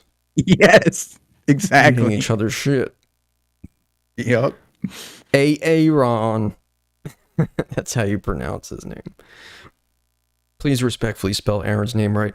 Who spelled Aaron's name incorrectly? Black Greg. Okay, I was making sure it wasn't me. I would never do that. I would never disrespect the toe. Yeah, but I've been supportive of Aaron from the beginning. I've been in his chats. You saw the clip. April, I love Lossless. Aaron loves me. I've always been supportive. I've never turned. Yet. Okay? So do my show, and it'll continue that way. I love Aaron. Kiff says, whoosh, you owe Michael A some overtime for the donos. Could we send Jesse the link for OT after the goal? Yes, the goal tonight has been met a long time ago, because the goal is 0. I don't know if Jesse asked for it. I mean, if you want to for a little bit, but I'm gonna end this soon. I think probably food is here, so I'm gonna end it. If Jesse wants to come on, nah, I'm not falling for the trick either. I'm just gonna end it probably in 10 or 15 minutes. If he wants to come on for the last 10, 15 minutes. But I mean, we pretty much covered everything. Is there anything else you wanted to bring up, Shaman? No, the only thing I was going to say, and we don't have to cover the clip, but I feel like it's lore worth exploring right now, is so I've been digging into this Dick Masterson and Vito, these fucking characters, and I didn't realize first off how fucked they were. Damn, and especially Mushroom. Vito. Thank you. 5 memberships. This is the clip you sent me of it was, what was it, Mike covering it? Yes, and Mike is ball washing these fucking pedo and pedo defenders. Like, they are, I mean, like, from everything I've seen, because I really tried to get an idea about who Dick Masterson is. And from what I gather, like, the way Aaron pointed at Jesse and was like, you're a trust fund kid. Dick Masterson's actually a trust fund kid. That's funny because I said to, it was in regard, I said to Jesse, have you ever heard of any other guy who just screams the entire show? Have you ever listened to a show? And he said, yeah, Dick Masterson. And the way he said it, I thought he was a fan of it. Like, in defense of what I said, because I was like, I could never imagine an entire show where the guy's screaming from beginning to end. And I guess that I don't know, I didn't really know much about Dick Masterson. I looked up clips, and yeah, I guess he was screaming. There was some variance in it. To me, from what I can tell, he's like a trust fund kid that's living in LA, does a podcast where, I mean, he does have some success with it, but like Jesse said, he just screams the whole time. First off, he'll include a couple of all right jokes, but he doesn't have access to that flow state like we were talking about. And the irony is I think it's because he's a fucking drunk junkie, and you can tell that motherfucker's fucked up every show he does. There's no question around it. But that's not my problem with him. You know, people can get fucked up. Don't make you a bad person. What does make you a bad person is having a known PDF file as your fucking co-host. Who is also, who is that? This Vito character. Okay. This Vito character is fucked, man. I can't figure out why he has him around. If maybe he's just built up such like a retardedly misogynistic audience, which I understand a little misogynism, but like when that's your whole fucking identity, it's cringe, it's disgusting. Women aren't gonna like it, And that's what that is. It's like he lives out in LA, and I want to say fucking like a nice Beverly Hills mansion. And so he's like the antithesis of that LA crowd. Like, oh, they do this, I'll do that. They do this, I'll do that. And there's no fucking creative thought that goes into it. But my thing is now you've got Redbar and Patrick Melton ball washing these guys. Do they not fucking is care? Is it proven this guy is a pedophile? Vito is for sure. Like for sure on convicted Vito. on record? No, not on record, but there have been DMs released. There have been plenty of DMs released where he's fucking around with, I want to say, a 15-year-old girl. I didn't dig through his Kiwi Farms thread. I can do that, so I don't know. Because I've seen. I'll dig. By the way, wait. First, infected mushroom gifted memberships. So here, I want to make this pretty clear. So I changed the structure to like the membership levels that are 99 cents. Yes, put you in a Discord. There are only a few people in there. It's just started. There's nothing going on. But what it will be, it's now 99 cents. If you join the Discord, there is a voice chat there. And this is what will be the method to call into this show. So if you're in there, what I'll be able to do on future shows is drag people into the voice chat. So then we'll have callers on future shows. So that's what it will be. So yes, it will not be totally useless. But what you said makes me think of like Anthony Cumia, right? So this narrative was painted about Anthony, and it's based on like, oh, what is it? Was there conviction? Did he do something? Is there messages that leaked? And from all I've seen, it was just based on the fact that he followed young girls on social media, but nobody has proven whether or not he knows that person related to them, or why he followed them. Or is there something I'm missing? Well, first off, okay, Anthony, I've listened to the show enough, and I love Anthony as a fucking performer. I love the shit they did. With that said, Anthony doesn't need to be a free man. He does not need to be out on the streets. And I fucking love Opie and Anthony, and I'm saying this because Patrice one time said, Anthony, if you knew you could get away with it with no consequences whatsoever, how young would you go? And I can't remember, he either said 12 or 13. And like, not just that. This is Opie and Anthony shock days. Yeah. I mean, I would never say that. But here's the other thing, man, is that there is to this day a very active rumor that has been backed up by Danny Ross, who is the old producer for Opie and Anthony. And he said this on O&A forums. Don't believe me, you can fucking go there yourself. He's got plenty of posts on there where he talks about Anthony. And according to him, he says that Anthony would have, and underscore Mersh said it too, taking a 17-year-old to prom as suspect. Yeah, well, that's not near even the worst thing that I've heard. Okay, I didn't know that. The worst, yeah, he did. He did when he was still a shock jock. But he actually would bring Bobo over. Bobo was the retarded guy that had like 50 surgeries on his dick. And I mean, he literally had like a fucking pretzel knot for a cock. There was like a Bobo on Stern too. Similar. No, nothing like Bobo on Stern. Nothing like that. I mean, this dude was guy. Retarded, bro. Like made Bobo on Stern look wise. I mean, I know who you're talking about, the older dude. But anyways, so he would bring Bobo over to his house. They would fuck with Bobo. Well, Bobo started bringing his younger sister.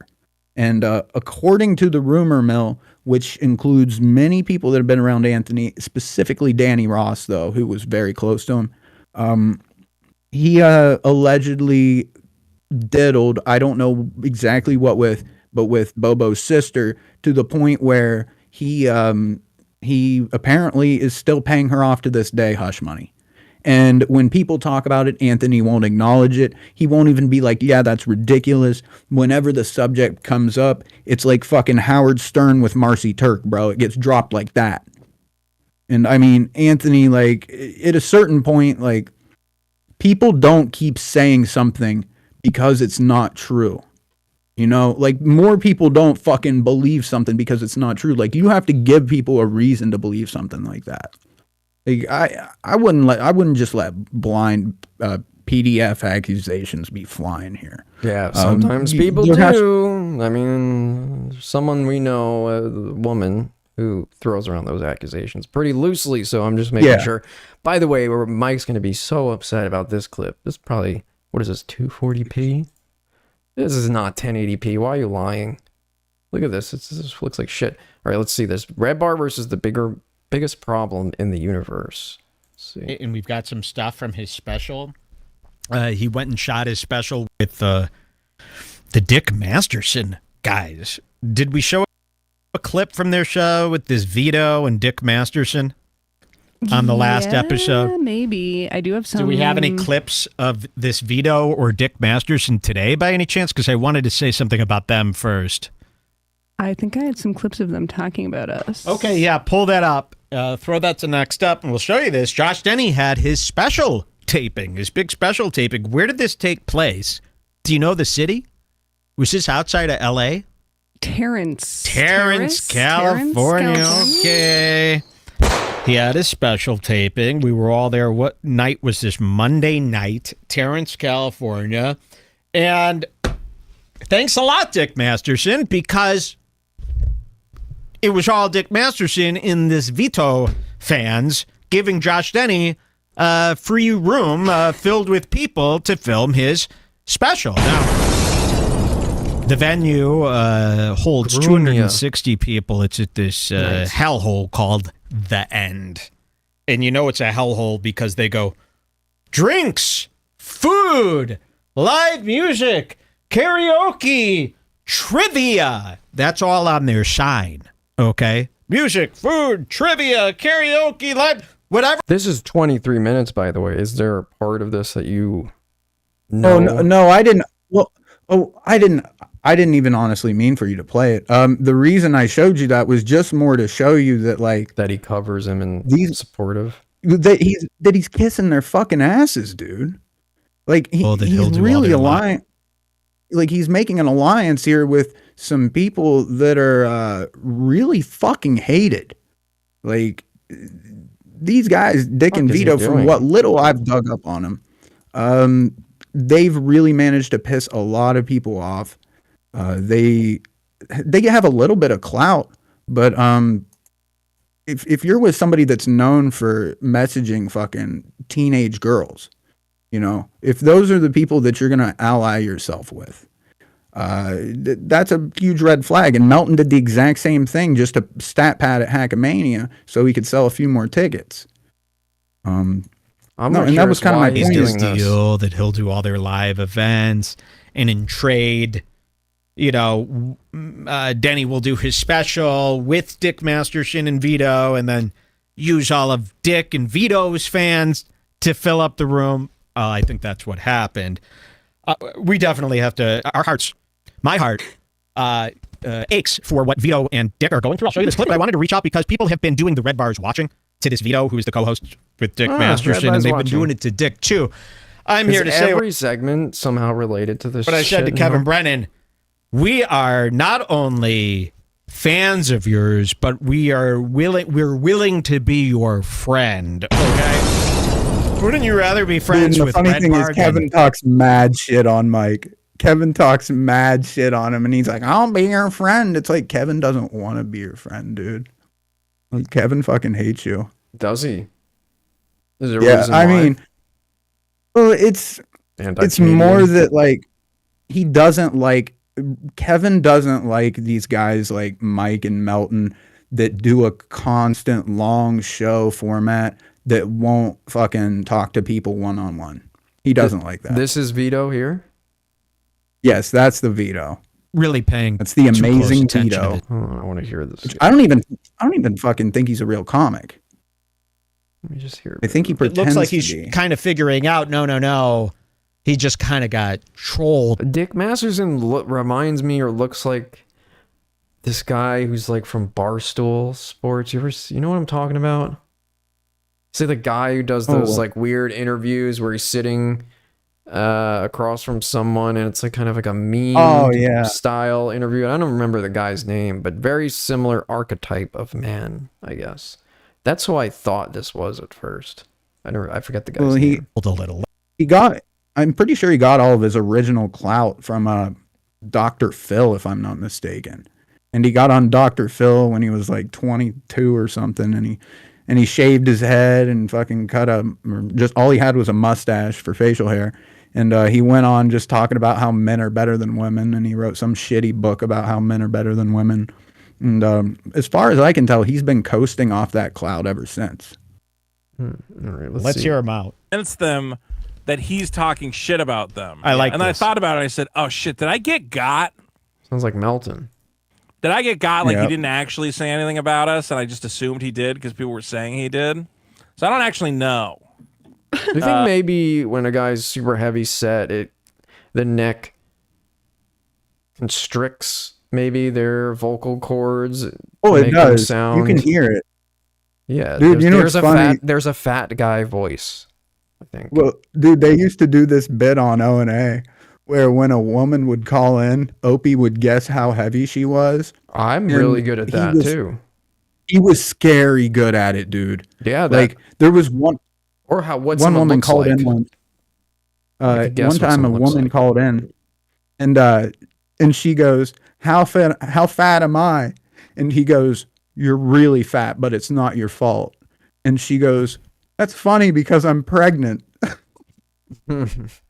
I would do this like challenge to guess not just like if someone's heavy or not, but like what their physical appearance based on their voice. Mm-hmm. Sometimes that's hard to do. Sometimes the voice does not match how they look at all, but there's certain little things that give it away. And I was pretty good at it. What does that mean? I haven't seen this. Well, because then I feel I don't know. That's kind of presumptuous, though, because now you're saying... So you want to be... I can see in his eyes he wants to be friends with me. He feels terrible. Maybe you should... Do you think does Mike know of these allegations? I don't think so, man. I feel knows like now. I feel like oh shit, that's a good Whoops. point. But I feel like he kind of stays away, much like Melton from The Sector, like Kiwi Farms, all that shit. I feel like those guys are kind of at this point like back a generation of broadcasters where like they don't even really affiliate themselves with like a lot of the newer stuff as to what's going on. So I doubt he knows about it. I really don't I'm think sure he he knows. doesn't after what was it, the 4chan raid? Sure he stays away from Reddits and he goes on the H3 Snarker Reddit. That's his favorite Reddit. Snarker. Man, all the fucking good Reddits are gone. I was never ever huge into Reddit. I never got into it. I'll frequent it. Sometimes I was not like interacting where I was like posting or anything like that. I never cared. There was nothing that I was that interested. But that H3 Snark Reddit, I did go look at it because I was curious. I was like, what is it? Because I remember Mike was referring to someone. I thought he was maybe lying. He said, "Oh, Ethan Klein's dog died from eating an Adderall pill." That's what the Snarker said. And sure enough, I go on there, and there is an actual thread where they go, Ethan's dog almost died multiple times from eating an Adderall pill. And I was like, wait, it's real? And it goes to a whole story with clips of Ethan Klein talking about how his dog ate an Adderall pill. And he's like, how did he get there? I don't get it. In his own home. Like, as if some people are just coming and going in his house and dropping Adderall pills on the floor. That's what he was trying to pass it off as. Wait, what did he say that one time? He said, "I don't do pills, I eat them."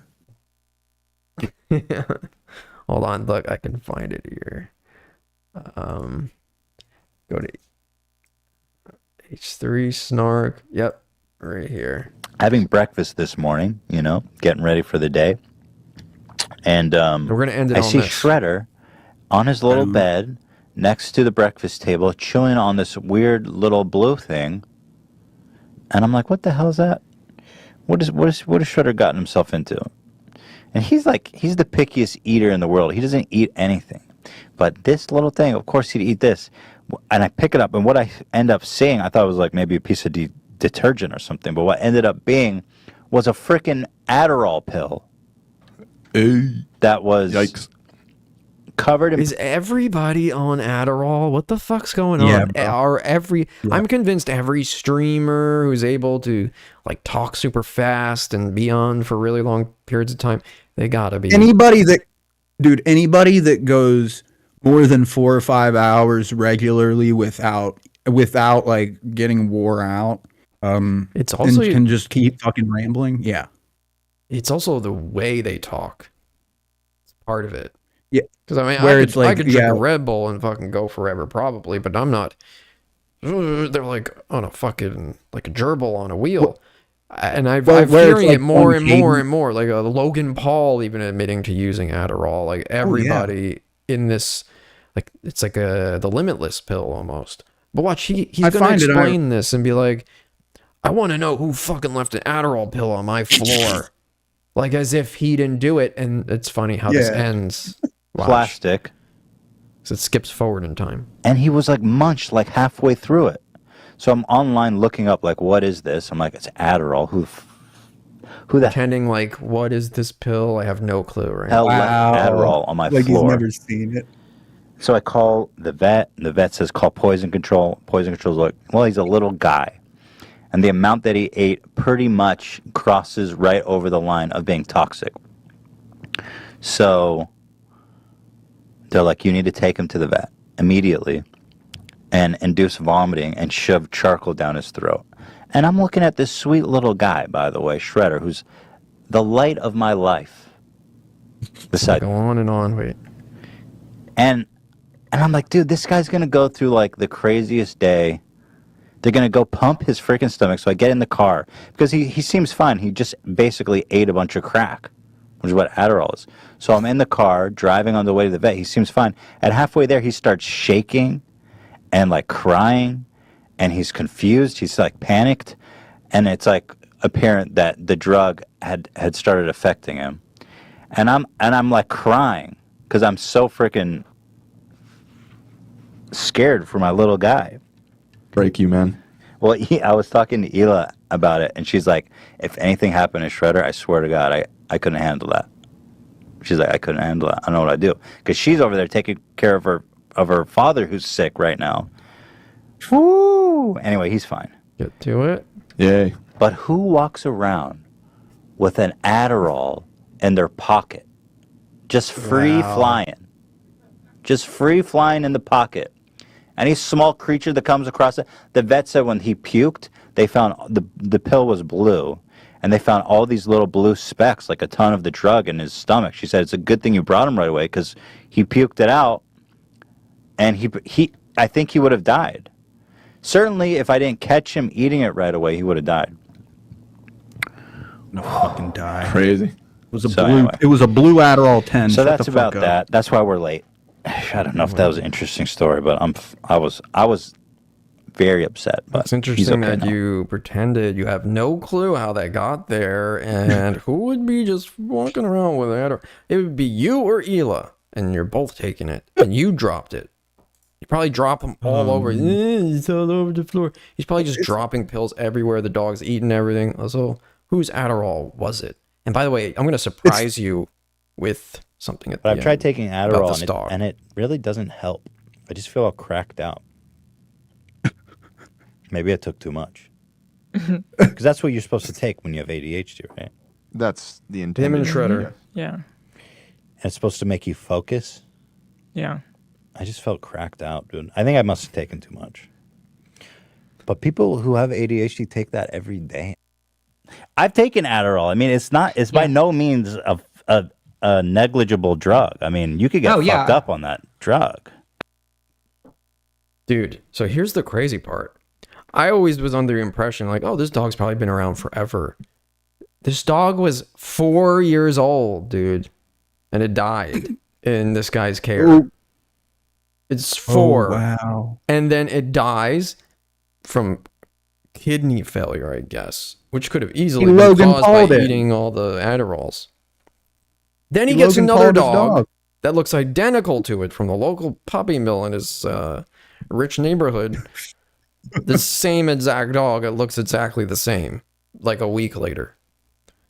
Dude, this thing, and it was during the pandemic for a lot of it. They were doing their shows. That dog was running around in his basement, he probably eating all the pills off the floor.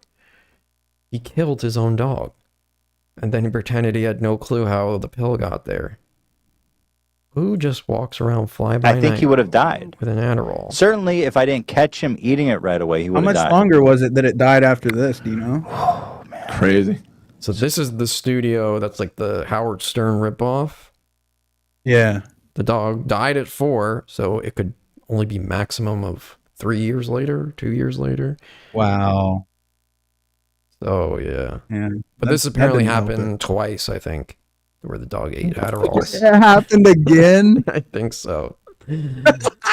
He's just dropping a trail of Jesus Adderalls. Christ. And then again, ding. So anyway. So that's about that. That's why we're dropping late. bars. I don't know if that was an interesting story, but I was. Woo! Anyway, he's fine. Yay. But who walks around with an Adderall in their pocket? Yeah, okay. You answer that for yourself. Okay. That's great. I think that does it. I don't really have anything else. And it's almost midnight here. That was fun though. Comedy Shaman, I appreciate you coming on there, man. It's fun. Anytime, man. That was chill. fun. We're gonna have to do this again sometime where because we didn't prepare anything. I had a couple things. No. This was Just just all kinda riffed. off. Yeah, just all off the cuff. See Seems like some the of the chat enjoyed it, too. messages. Yeah. Bot awful. Why would Redbar want to be allies with Dick and Vito? Strange. That's why I brought that up, because I thought that was really fucking weird. And think it's especially when because he Melton's doesn't- fucking teaming up with him. He doesn't like them? You think that's why? Because Jesse doesn't like him? That's possible. That's a distinct possibility. It could be as petty as whoever you don't like, I'm going to be friends with. Yes. Whoever Yeah, you do we like, might be I'm at gonna that hate. point. Because we know he won't say Jesse's name at this point. I don't think he'll say your name at this point. No. He's done it before, and that was it. Now it's beyond Yeah. that point where he's like, I have to just Exactly. pretend he does not exist. Maybe Yep. he'll eventually go away. You get the Voldemort treatment. Vigo says, didn't Dick fly to Israel? I don't know. Past Dick and Vito going to Hackamania, shaking my head. What? People are actually going to this Hackamania Yes. thing? By the way, isn't there this common comedy Shamania? No. Are you going to be there? We got to start It's promoting the Blue this. Wall.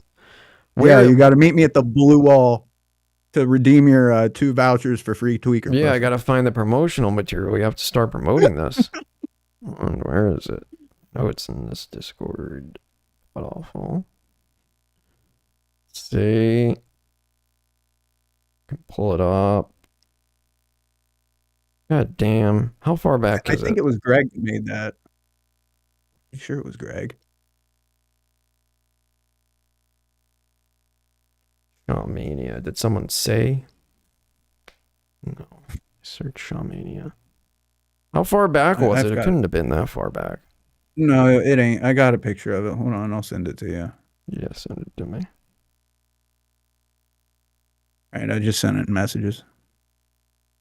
Okay. That's hilarious. Find the shaman near the Blue Wall parking lot. There we go. Meet and greet starting at some time. Every ticket purchase comes with a personalized 9-paragraph concern email, and all VIP ticket holders will receive 2 free tweaker pussy vouchers. Gotta love that. You're not getting that type of deal at Hackamania. No cash value and restrictions may apply. Cannot be combined with any other offers or discounts. May 31st to June 2nd, parking lot of Hackamania venue, wherever that might be.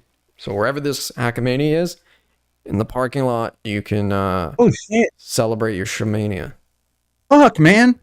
Oh, just random note, but fucking Kevin Brennan stealing my lol cows. Nobody was covering Jim Norton. God damn it. Now Kevin Brennan is. I'm sorry. Damn. That just kind of freaked me out, because I thought the Norton coverage was mine. But I guess I got to share it with KB now. Yeah, you really have no choice of who's gonna cover who. No, If you don't I do know, it I right know. away, where you know it's honestly, I am kind of proud that nobody was covering him at all, which I don't fucking understand. I don't know if you've seen much on the Norton shit, but it's fucked, man. It's bad. Like, his wife is whipping her cock out on fucking like on video, and they have to blur it out. His wife? Yes, yes, you heard me talking correctly. about Jim Norton. Yeah, I was like, you heard me I correctly. zoned out for a second. I was like, his wife's cock? Yeah, that's yes. I get that the O&A fans, they heard stories about tranny stuff, but I think it's another thing to now later on, all this time later, see him actually married to one openly, then doing a show about it. It's like it was written off as a joke back in the day. Like Jimmy would be like, been "Oh, last night I went and got a tranny hooker," and so people would be like, "Oh, that's funny." But now that we see your wife's cock, it's not funny anymore. It's just not scary. funny. Well, I didn't think it was funny back then either. I always thought, well, because I didn't listen. That was the thing, the group think, which is the most dangerous thing. It can keep you from great things in life. I did not listen to Opie and Anthony for so long because it was like, you're a Howard Stern fan, you hate these people. Similar to being, you're a Redbar fan, you hate these comedians. I know. It's like, I get it. It doesn't overlap. I don't like that group thing. Like, I will still enjoy. That's the problem. Like, you say these guys like Dick Masterson, or you bring up these guys and I don't know them. I only know basically like the Joe Rogan circle of comedians, and then watched Redbar cover them. So Sam Tripoli or Ari Shaffir or Joey Diaz, that. Well, that's how I got into Rogan. it. Yeah. And even some of the Logan Paul stuff was pretty good. He kind of did it, but and some H3 stuff. But I like just now him doing it, it's not the same. I wonder if he is dead. It could have happened. Pretty much anytime he's gone, because he was saying, Mike, he was saying recently, like, no, for real, I think on the last episode, we're going to be doing this more often. You know, hopefully a weekly thing again. Yeah. And he said he was getting right back into that, and bam, now it's going on 3 weeks. Maybe the Adderall ran dry. Yeah. I always consider that possibility because, dude, I'm sorry, he is not doing a show without Adderall at this point. There's no way. There's no way. If he died, he probably. Do you think Jules would say something like, leave a message on Instagram? No, I think, bro, listen, I remember how when we were like a year into the break, or not a year, but like approaching a year, all these rumors were circling where it was like, oh, Jules is operating the account with her boyfriend. I think that's what it would be.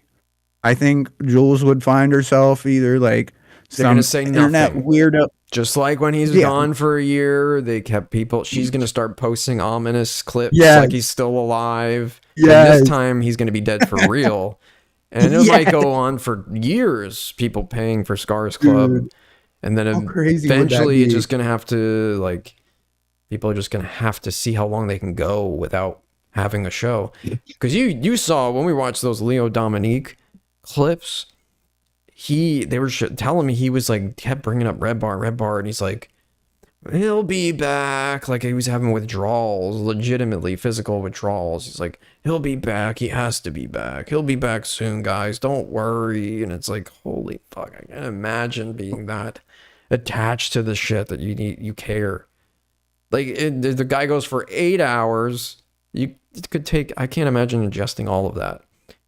And then the Clipper channels just post the best stuff immediately after. No reason to really sign up.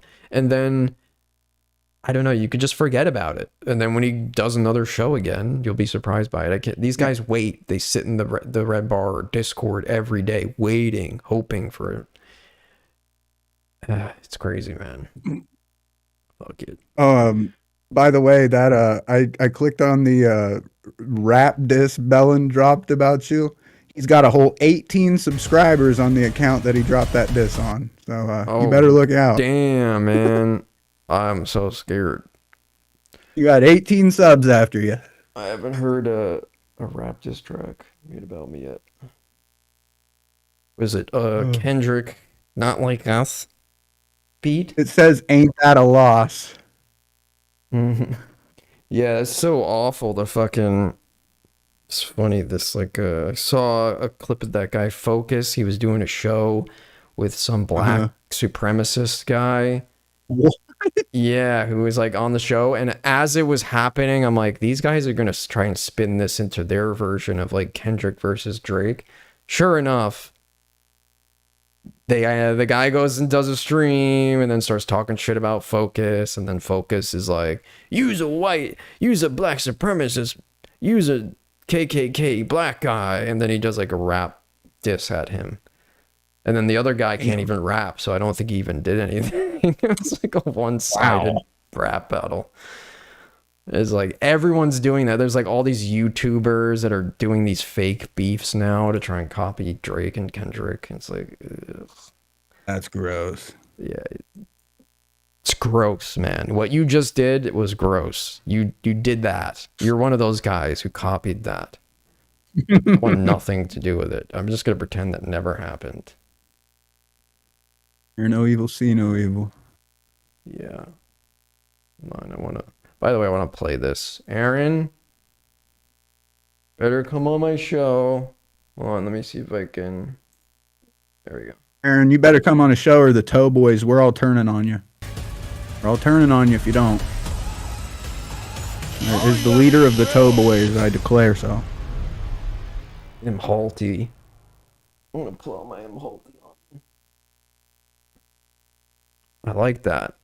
I saw it because Aaron's like, oh, I thought you were a trust fund kid to Jesse. Like he took it seriously. He thought he uncovered something. Dude, and then after the show, he's like bragging about it like he fucking I got him to admit it. Jesse.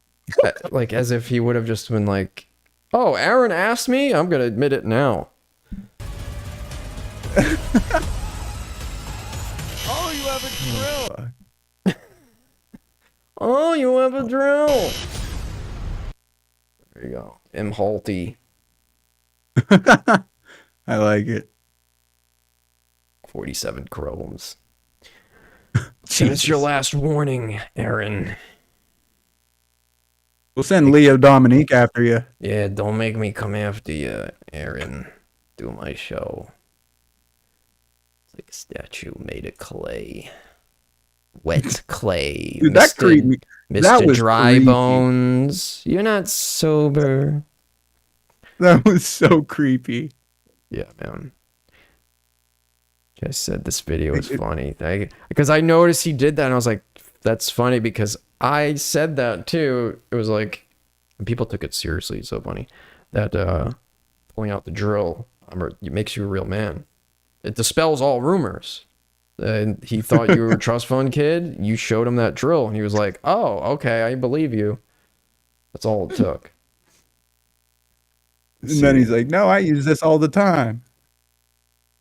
That was a great show. I love the Pod Awful's toe crossover. I hope we get more of those. Jesse said he's going to be a regular guest now, so fingers crossed that happens. Jesse has full reign. Aaron has no choice, it seems. He's just, I'm doing your show, and Aaron will go, no, you're not, and then suddenly he's just on the show. He wants to be a sub. I get it now. He wants to be a sub. He says, I don't know why Mike was so mad about Lossless clipping him. Lossless Clipper doesn't make sense unless Mike runs all his fan clip channels. Yeah, no, he regrets what he did. Trust me. If he can go back in time, he was trying to kind of, because that Redbar Clipper video where he wrote this. Dude, he even stroked your ego for a minute and was like telling you were a really good editor. I remember that. He was thinking, he was trying to do what I do. Like if someone's being awful, you just give them some attention and be nice. Sometimes they'll turn, sometimes they won't. But he was like, this guy's so needy for my affection and love that if I say this, it'll change everything. He'll totally be on board. On a plaque. Yeah. Jesus Christ. Just to remind people, I was going to put it all, I got it here too. There's 2 of them. Just for this episode. There we go. This is to remind myself. You know? So anyway, he wanted me to see this and be like, he loves me, he likes me, and then I would turn my whole attitude around. But no. You were disrespectful. Now it's just I'm not being mean-spirited. It's just a criticism, which I would have done anyway. I think even if that wouldn't have happened, I would have felt the same way towards the show. And I notice I'm not the only one with this opinion. There's a shit ton of people who feel this way, who repeat the same exact things without even them hearing my show. I've seen comments in other comment sections of people saying exactly the same thing, like half the show is Redbar in the wild. It's not what it used to be. Season 17 to 18, maybe 19 is the best. I've seen people say the beginning of season 20 was good, and mentioning specifically the bits that he did in response to some of the things I did. Wow. Some of those videos. Just on random videos, I've seen it. That's wild. It's crazy. It's crazy. They all post the paywall stuff now, like 4-hour plus clips. Yeah.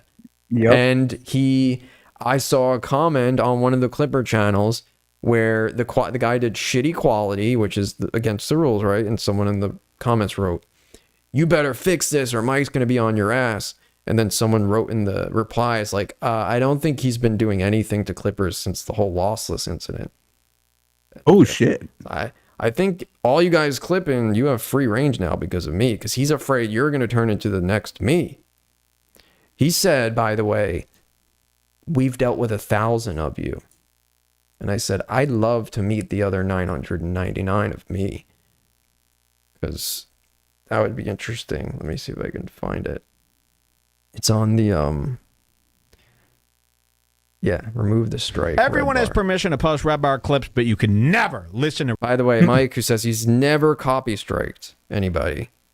The Malanucci brothers, dog. Right, yeah. Revenge of the Sis again. The laptop. And there's going to be a guy there with a bat, and he's going to hit you across the fucking head, maybe hit you across the legs, maybe hit you across I never the back. get tired of the Joey Diaz shit.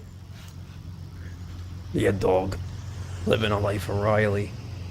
I thought I was going to be in jail. Right now, I'm living a life of fucking Riley. You know, I don't want to blow that for anybody, but for you, I would run you over with the car. See, here, permission, and I was like super nice. It wasn't like I was going crazy. Mike, permission to clip the Sam Tripoli segment from tonight? Update, Mike now angry again, no clip. And then he just goes off. "We don't know you. We don't work with you. Involving yourself in another man's business like this is weird. Find another show to do clips for. Thanks." And I just said, "Aren't you busy, Mike?" Because that was his whole thing then, that he's super busy and super busy. It's like, well, you weren't busy to write. You were too busy to write back. He wrote back on all the emails, but the reason he got mad is because of a Tripoli clip that I sent him unlisted, and he thought I posted publicly. That's the whole misunderstanding. And he's like, "You just couldn't wait, could you?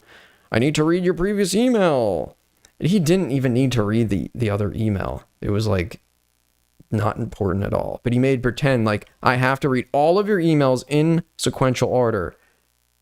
It's like, and I was like, you don't have to read it. Just like, can I post this clip and then I'll be done? When I said I'll be done, that's what made him mad.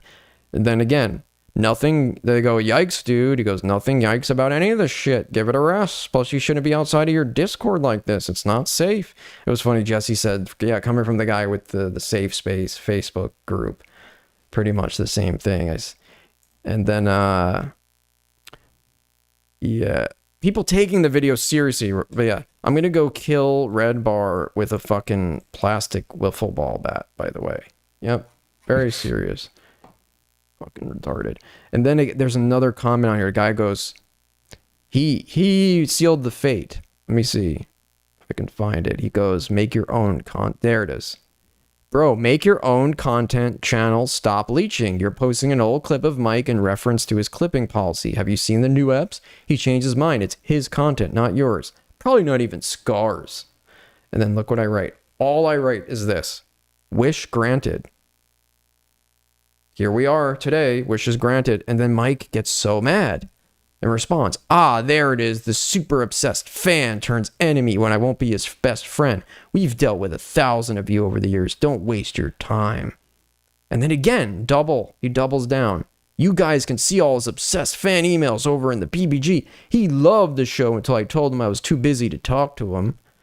By the way, right there. I was too busy to talk to him. But here he's writing in all the fucking comments. He wrote me 2 emails I never responded to. And I said, show me any indication where I wanted to be your best friend. I'll wait for the proof. I showed appreciation for the show, not you as a person. In return, you feigned alpha energy trying to talk down to me like you have power over me. Your power was to copy strike videos. As if that's an alpha move. Should I show people the emails where you try to talk down to me as if I'm your wife or some sycophant of yours? It ain't happening. He said, well, everyone's making fun of you over in our group. Don't know what to tell you. Stay away from us. Bye. I said, no way. Sounds very scary and embarrassing. Oh, and good job. And now I remember this. Good job with the blooper Instagram clip. You're scared of the repercussions of everything you said. Now pretending your show is just a silly old man making an oopsie. There was a video he was trying to make Redbar seem like it's a silly show. And he posted on Instagram a blooper clip where he was like playing with fireworks. And then one of them accidentally went off and like shot. And he was like, oh no. And like almost got hit by it. And he made it look like it was like a morning zoo show. Like a completely different show than what it really was. And it's just so funny to me that he got so mad. Look, that's all I wrote. Wish granted. Like, okay, I'll stop with the clips and I'll make my own content. And that set him off. He must have been on drugs or something. Or off them. Very possible. Drawing from them or something. But this is the strangest part. He goes like, everyone's reading your emails. He leaves out the email where he's talking all the shit. This is just so funny. So he painted the whole narrative. He deleted the comment where he asked me to reach out to him, then deletes the email from the email chain that he shares in the BBG. The one email, which was the whole purpose and the whole reason why there was any conflict to begin with. Very strange behavior, very Jewish. And that's all I have to say. And that's it. Thank you, Comedy Shaman. Anything else? Any last words? No, thank you, man. I enjoyed this. We'll have to do this again sometime.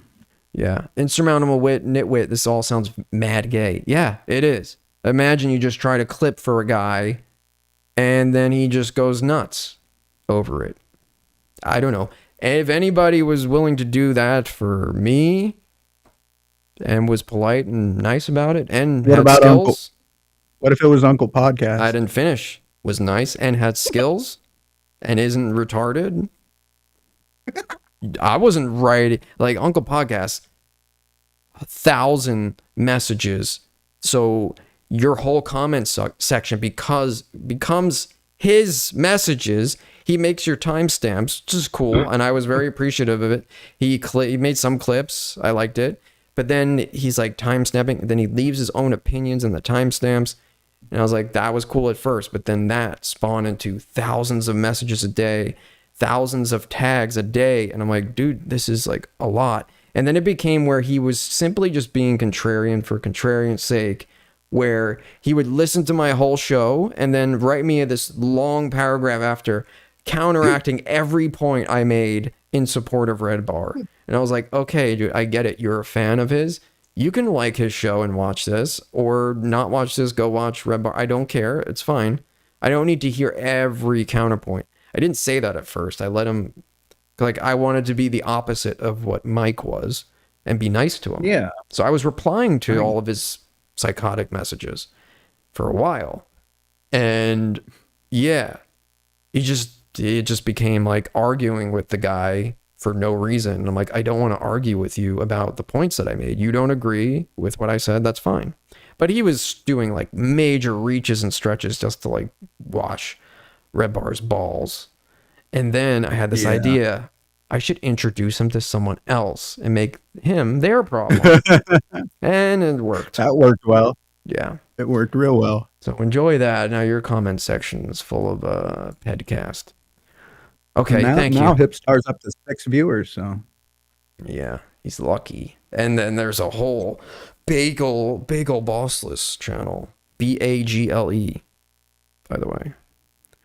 None of the Bagel Boss thing makes any sense. It may have made sense if they like. He's an autistic Swedish guy. He was like 60 years, Well, years old. the only thing I knew about him was that he fought Shuli, or like wanted to fight Shuli.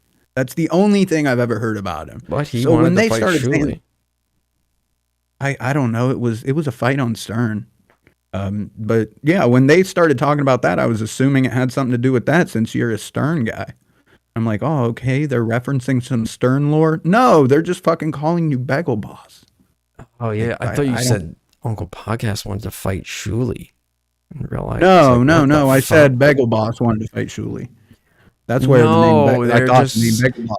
I guess the joke is that the Bagel Boss guy they said is my father, and I was like, right. Hey, it doesn't the look meme like it, from and like that's got to be at least a decade old or something. I don't know, man.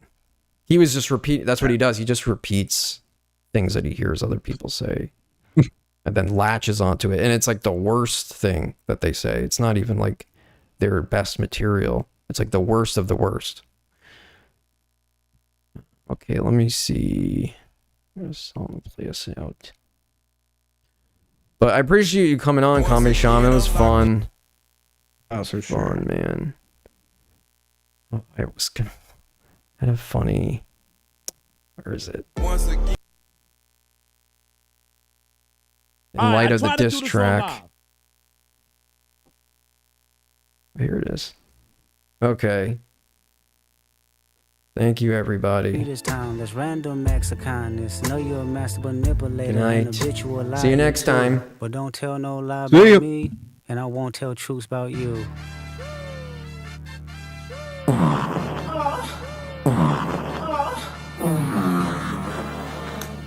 You hear that, Drake?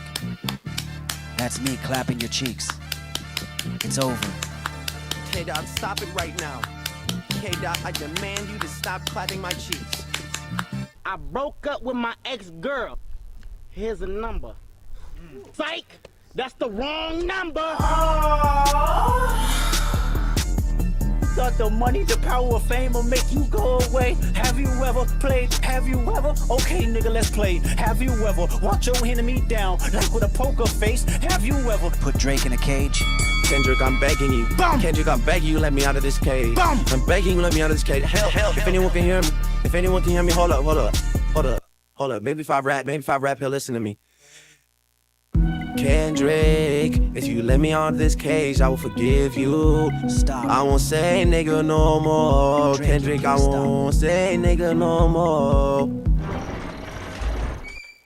Aubrey Graham, you're free to go. Thank you, Kendrick Lamar. Much love.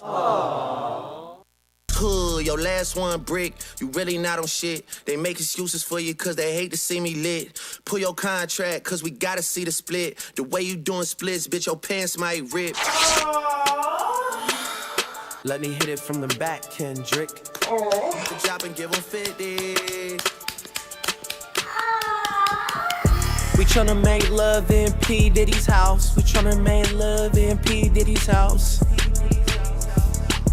Mitchell, shut your whole ass up and suck my penis, nigga. I'm the dick god, you the dick swallower. Your manager was Chubb's little dick rubber. 1K sex, but you boys always run from it. But when you boys got rich, you had to run from it. What the fuck is this, a 21v1, nigga? 21 Savage on this beat, nigga. I'm gonna come, 21. 21, do something for me. Can you make them chicks clap for me? And they when Drake got run it back. When Drake did the splits, that had my eyes tweaking. J. Cole thing and he eat the weekend. I ain't the weekend every weekend.